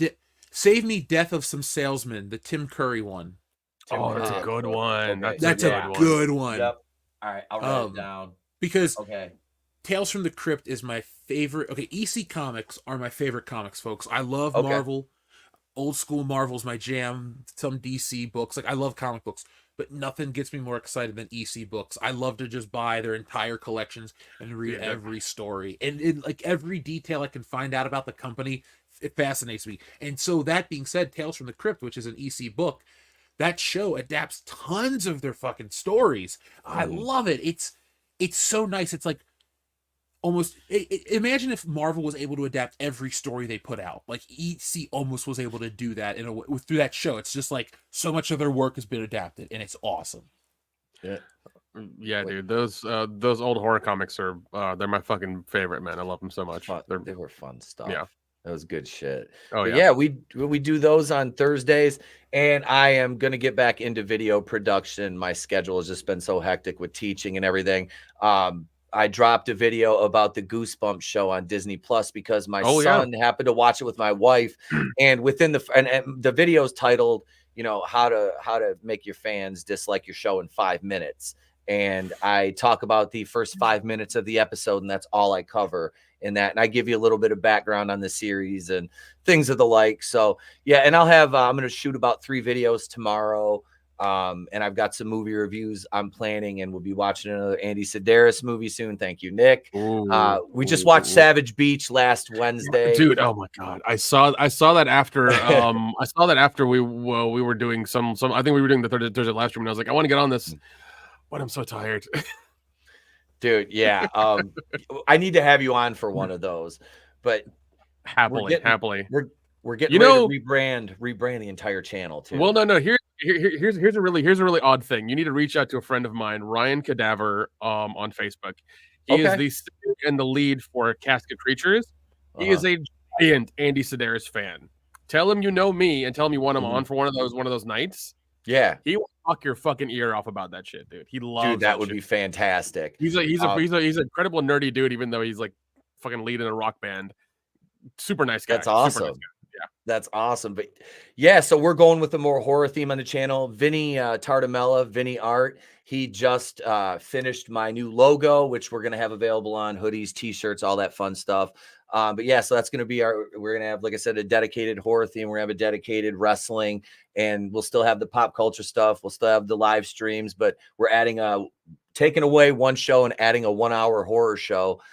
Just from 8 until 9 every Tuesday night. It'll be Trina from Real Horror, myself, and we'll have guests from outside of our normal community on some other channels I've been kind of trying to reach out to, bring some new guests in and things like that. So yeah, there's a smaller channel, obviously, but yeah, if you like the which being a smaller channel, I tend to, we're on Rumble too, so we kind of can say a little more and do a little more, have a little more fun on Rumble. But yeah, so yeah, if you haven't already, come on over, check us out. And yeah, I am the official fifth bullshitter here. I get to fill in for Coach Kendo or whoever. I filled in for Nick, and whoever needs an ass in the seat. I'm like the seat filler at the operas. So yeah, at the award shows, they're like, the Hook, bring him in. Here he comes. They tossed me in here. But thank you guys. It's been a blast. And thank you to the chat. You guys rock. Appreciate it, man. I'll see you guys in a few weeks at Horror Hound too. So that's a month from now. It's a month from today. I booked, everything is booked. I'm like I said, I'm bringing the kid with me this year. Oh, nice. Yeah, he was excited. Oh my God, dude, he's gonna be. It's gonna be like an amusement park for him. He's gonna love it. Yep. So I said, he's excited to meet you guys. So that's awesome. That's great. But yeah, yes, we are on Rumble, Dr. Coffin Nails. Yeah, but whenever you come down, I need we'll talk about you coming down. Yeah, we'll say that. Well, we actually had our friend Aurora Uplink send in 3 more super chats, so thank you, Aurora Uplinks. He says, nice. I think the Mandalorian video game is going to be epic. What are you hoping will be in it, and what would make you happy to have his abilities in a bounty hunting game set in the Star Wars universe? Maybe hacking/comp surf. Like maybe some levels would let you hack a city mainframe and figure out people's banking and spending locations and other tracking or online tracking. Maybe build your own starship and upgrade unique packages from a huge myriad. Maybe get a choice of different apprentices that you can take, droids, etc. Okay, first of all, all that sounds great. That sounds great, but they're not going to do it. They're going to make you pay to play. That's what they're going to do. All of it's going to be pay to play. Well, no, this was just what do you want to see? This was what do I want to see? Okay, what do I want to see? What do you want to see? And I want to see this version of the game because that just sounds way more elaborate than anything Star Wars related. I want it kind of like Starfield, where you're able to like travel to other planets and like do bounties. But I want you to actually, to travel, not where you can just like speed off in like one direction. You're kind of away from the planet, but no, you actually fly with like in the solar system that you're in. Unlike Starfield, won't fucking let you. And then if you want to like light speed somewhere else, you can. And then like you have your central bounty thing. You to get your bounties, like Aurora Uplink said, you get droids. You're able to upgrade your armor, your weapons, your ship. You can even steal ships if you want to. You kind of had that option too if you need to do anything like that. You can kill the bounties or freeze them, put them in your in the ship as well. But I want there to be like I would want there to be like almost like a free roam crazy GTA crazy aspect to it. That's what I would want. Because I know even in Starfield, you're not able to use your gun in certain like locations and things like that. No, you need to have a GTA type of like galaxy thing. That's what you need. That's what I would want. You could give me that. Also, too, I want to kind of see like beast fighting or some kind of creature dynamic because the Mandalorian fought that Mudhorn and has interacted with other beasts like throughout each season, and I would like to see that because I think that's such an integral part of what makes it unique. Oh, God, of course, each Star Wars movies had aliens and creatures from other worlds, but the Mandalorian interacts with them far more than Star Wars interacted with banthas or dewbacks and on Tatooine. They were just there, like they rode the banthas for like 3 seconds, and the dewbacks in the original cut didn't move; they're just heads turned because they were giant rubber puppets. So, all of that aside. I would like to see that. I would also like to see like a lot of even though I do like the design of the armor, I'd like to see a lot of cool customizable features. I'd like to see a lot of jetpack gameplay, a tight cover system, as well as a good third-person mechanic for how to play the game. 'Cause it's got to be very action-oriented. And then I would like to see space battles where they're like Rogue Squadron caliber, where it's almost like when you're in space, it becomes like Rogue Squadron, where it's like, oh man, you hold this button and do the spin. Like, I don't want that first person bullshit that you gave me with Star Wars Squadrons. Give me third person pulled out. I want to see the ship. I want to like fly it through, if you're on a planet, I want to fly through crevices of mountains and shit. Like, I want to be seeing the ship. I don't want to just be like, I hate first person everything. It's so boring. Yeah, that takes away from it too with the ships, because it's like you get this dope ass starfighter. It's like you want to see it.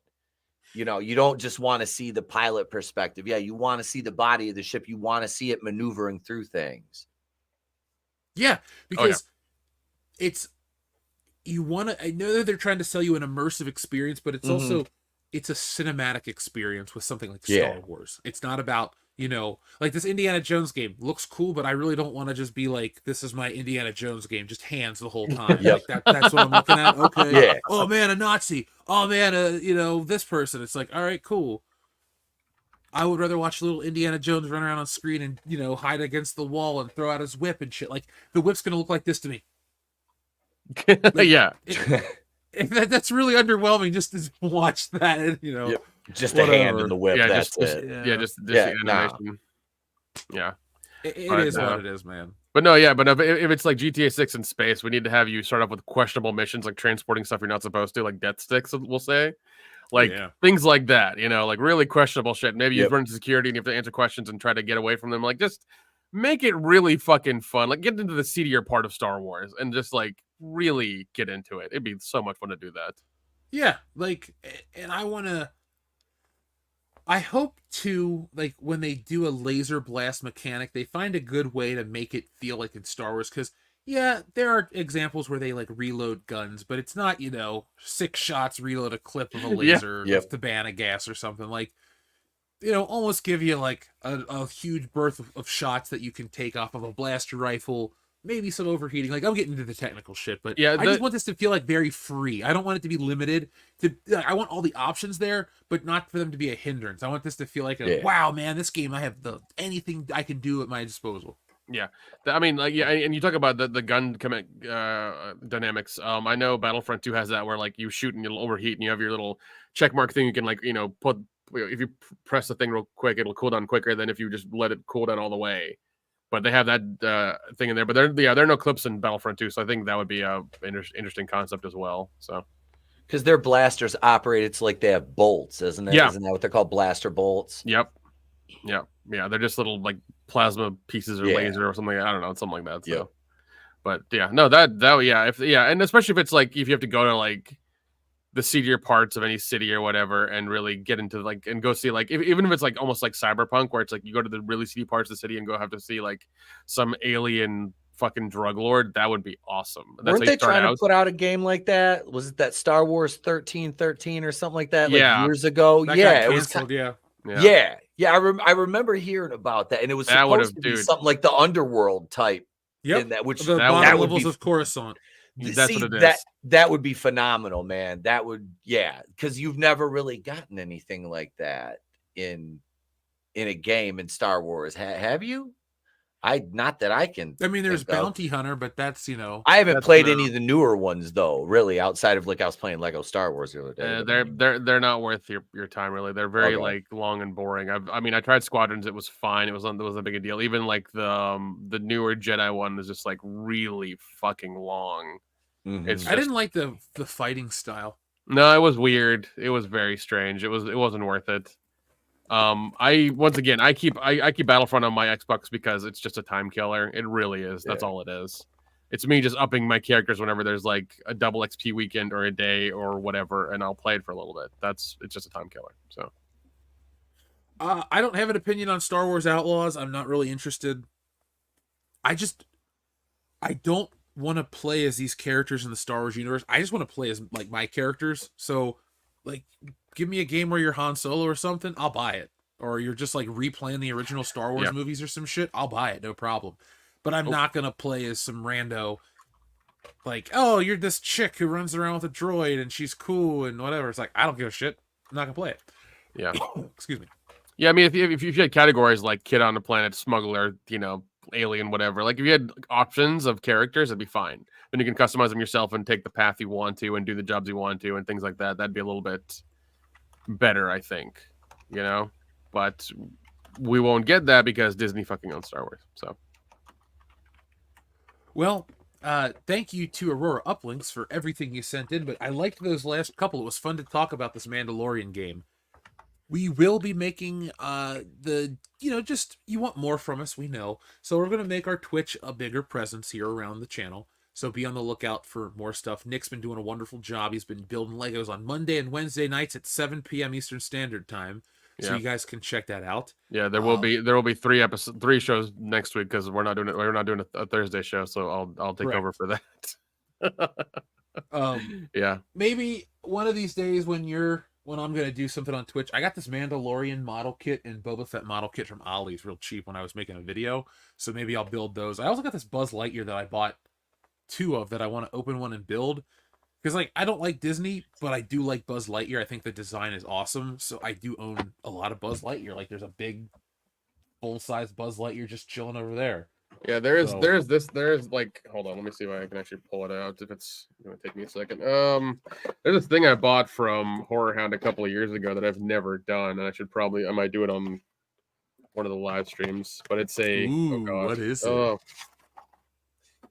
It's a wooden. It's a wooden thing. It's one of these. Let's see. Hold on, let's show the camera. Boom. Oh, nice. It's a wooden painting. I got it from this kid called Space Wolf. He was at Horror Hound, and it's like they give you the paints and the brushes and everything like that, and you just paint it whatever you want to. And he has a couple of these, And so I bought it a couple years ago. It's been sitting here. I'm sure the paint's bad or whatever. But I might, if I run out of Legos and nobody sends me any, I might start painting. It's painting with Nick Ross. What we're gonna do is we're gonna put a happy little devil right here, and we're gonna put another one right next to him. Why? Because everybody needs a friend. That's why. I can't, dude. Can we do your painting show then? We can do that. I mean, I'm the artist. I guess I'll just do it. I don't know how to paint, but fuck, I'll figure it out. Yeah, painting with Pete or painting with Etep. Wait, I've got my little Bob Ross right here. I love it. I love it. I the last metal concert I went to, I wore a Bob Ross t-shirt. I had so many people walk up and like compliment me on it. It was awesome. hilarious. I love that. The metal show, you wore a Bob Ross shirt. That's great. Yep. Oh my god. Aurora Uplinks sent in another message. Thank you, Aurora Uplinks. It says, maybe base a third-person shooter version of Knights of the Old Republic or a bounty hunter game with hacking and lots of advanced upgrade abilities and chip buying options. Yeah, you almost need to like Red Dead 2, like that level of freedom and like upgrade and open world, because that is like, I remember playing that. I remember Kendo was on it as well, and I played it before he did. But just the level of shit you can do was like vast and wonderful. Like you had to feed your character, you had to feed your horse, you had to like do a constant like updating and upkeeping of a lot of stuff, and it was really fun and very immersive, and I love that. If you can port that over and like mix in some Starfield and some GTA and have that and like futuristic space stuff, like you'd win. But that takes some money. Yeah, well, I mean, it is Star Wars. I think EA holds the license, so yeah, they got the money. That's the thing. They got the money for it. It's Star Wars, so you should put the money into it. We'll see. I like the idea of ship buying options because I do want to fly around the galaxy in cool ships, and it'd be neat to be able to unlock even like Rebel Alliance and Empire ships, Imperial ships that are no longer in commission. So maybe like you could unlock, and I don't mean get DLC, but actually unlock, an X-wing, a TIE fighter, an A-wing, a B-wing, a Y-wing, a couple different TIE fighters, an interceptor, and a bomber, the Falcon, just all the original ships. Yeah. And maybe like a decommissioned Naboo starfighter and like I don't know. Well, I mean, I like the world. I like the world of the Mandalorian where it's after the Empire's fallen, after the original trilogy. I like that, and I think putting it in that chaos is fun because when you put in that chaos, there's a power vacuum. Things will go nuts, and you can kind of play in that world and and if it was like that in the GTA style, and you had that much freedom. I feel like it's just like wherever your mind can take you, go to this planet, do these missions. And then you have it kind of like that gray, you have that like black and white bars. Like, are you becoming better or are you becoming worse? Are you becoming more of an asshole or more of a good guy? Like, where are you going? So that'd be like a fun game if it ever came out and they ever had the balls to build it. So I'd play it. Yeah. All right, folks. Well, it's been a fun night. Thank you guys. It's been a great week of streaming. We'll be back the week after next, and then you can watch us at Horror Hound. We'll be at WrestleMania. We'll be all over. We're putting the world and world-class bullshitters in 2024 as we go to 200K and then the million. So be on the lookout for all of our new content. Be on the lookout for Woke Busters. Be on the lookout for Stealing Solo if you got a copy. It'll be on its way to you in the morning. So, folks, thank you for watching. We'll be back next time with more. But in the meantime, be smart, be safe, be cool, but always be excellent to each other. .com. Nice shooting, son. What's your name? My name is Jeff.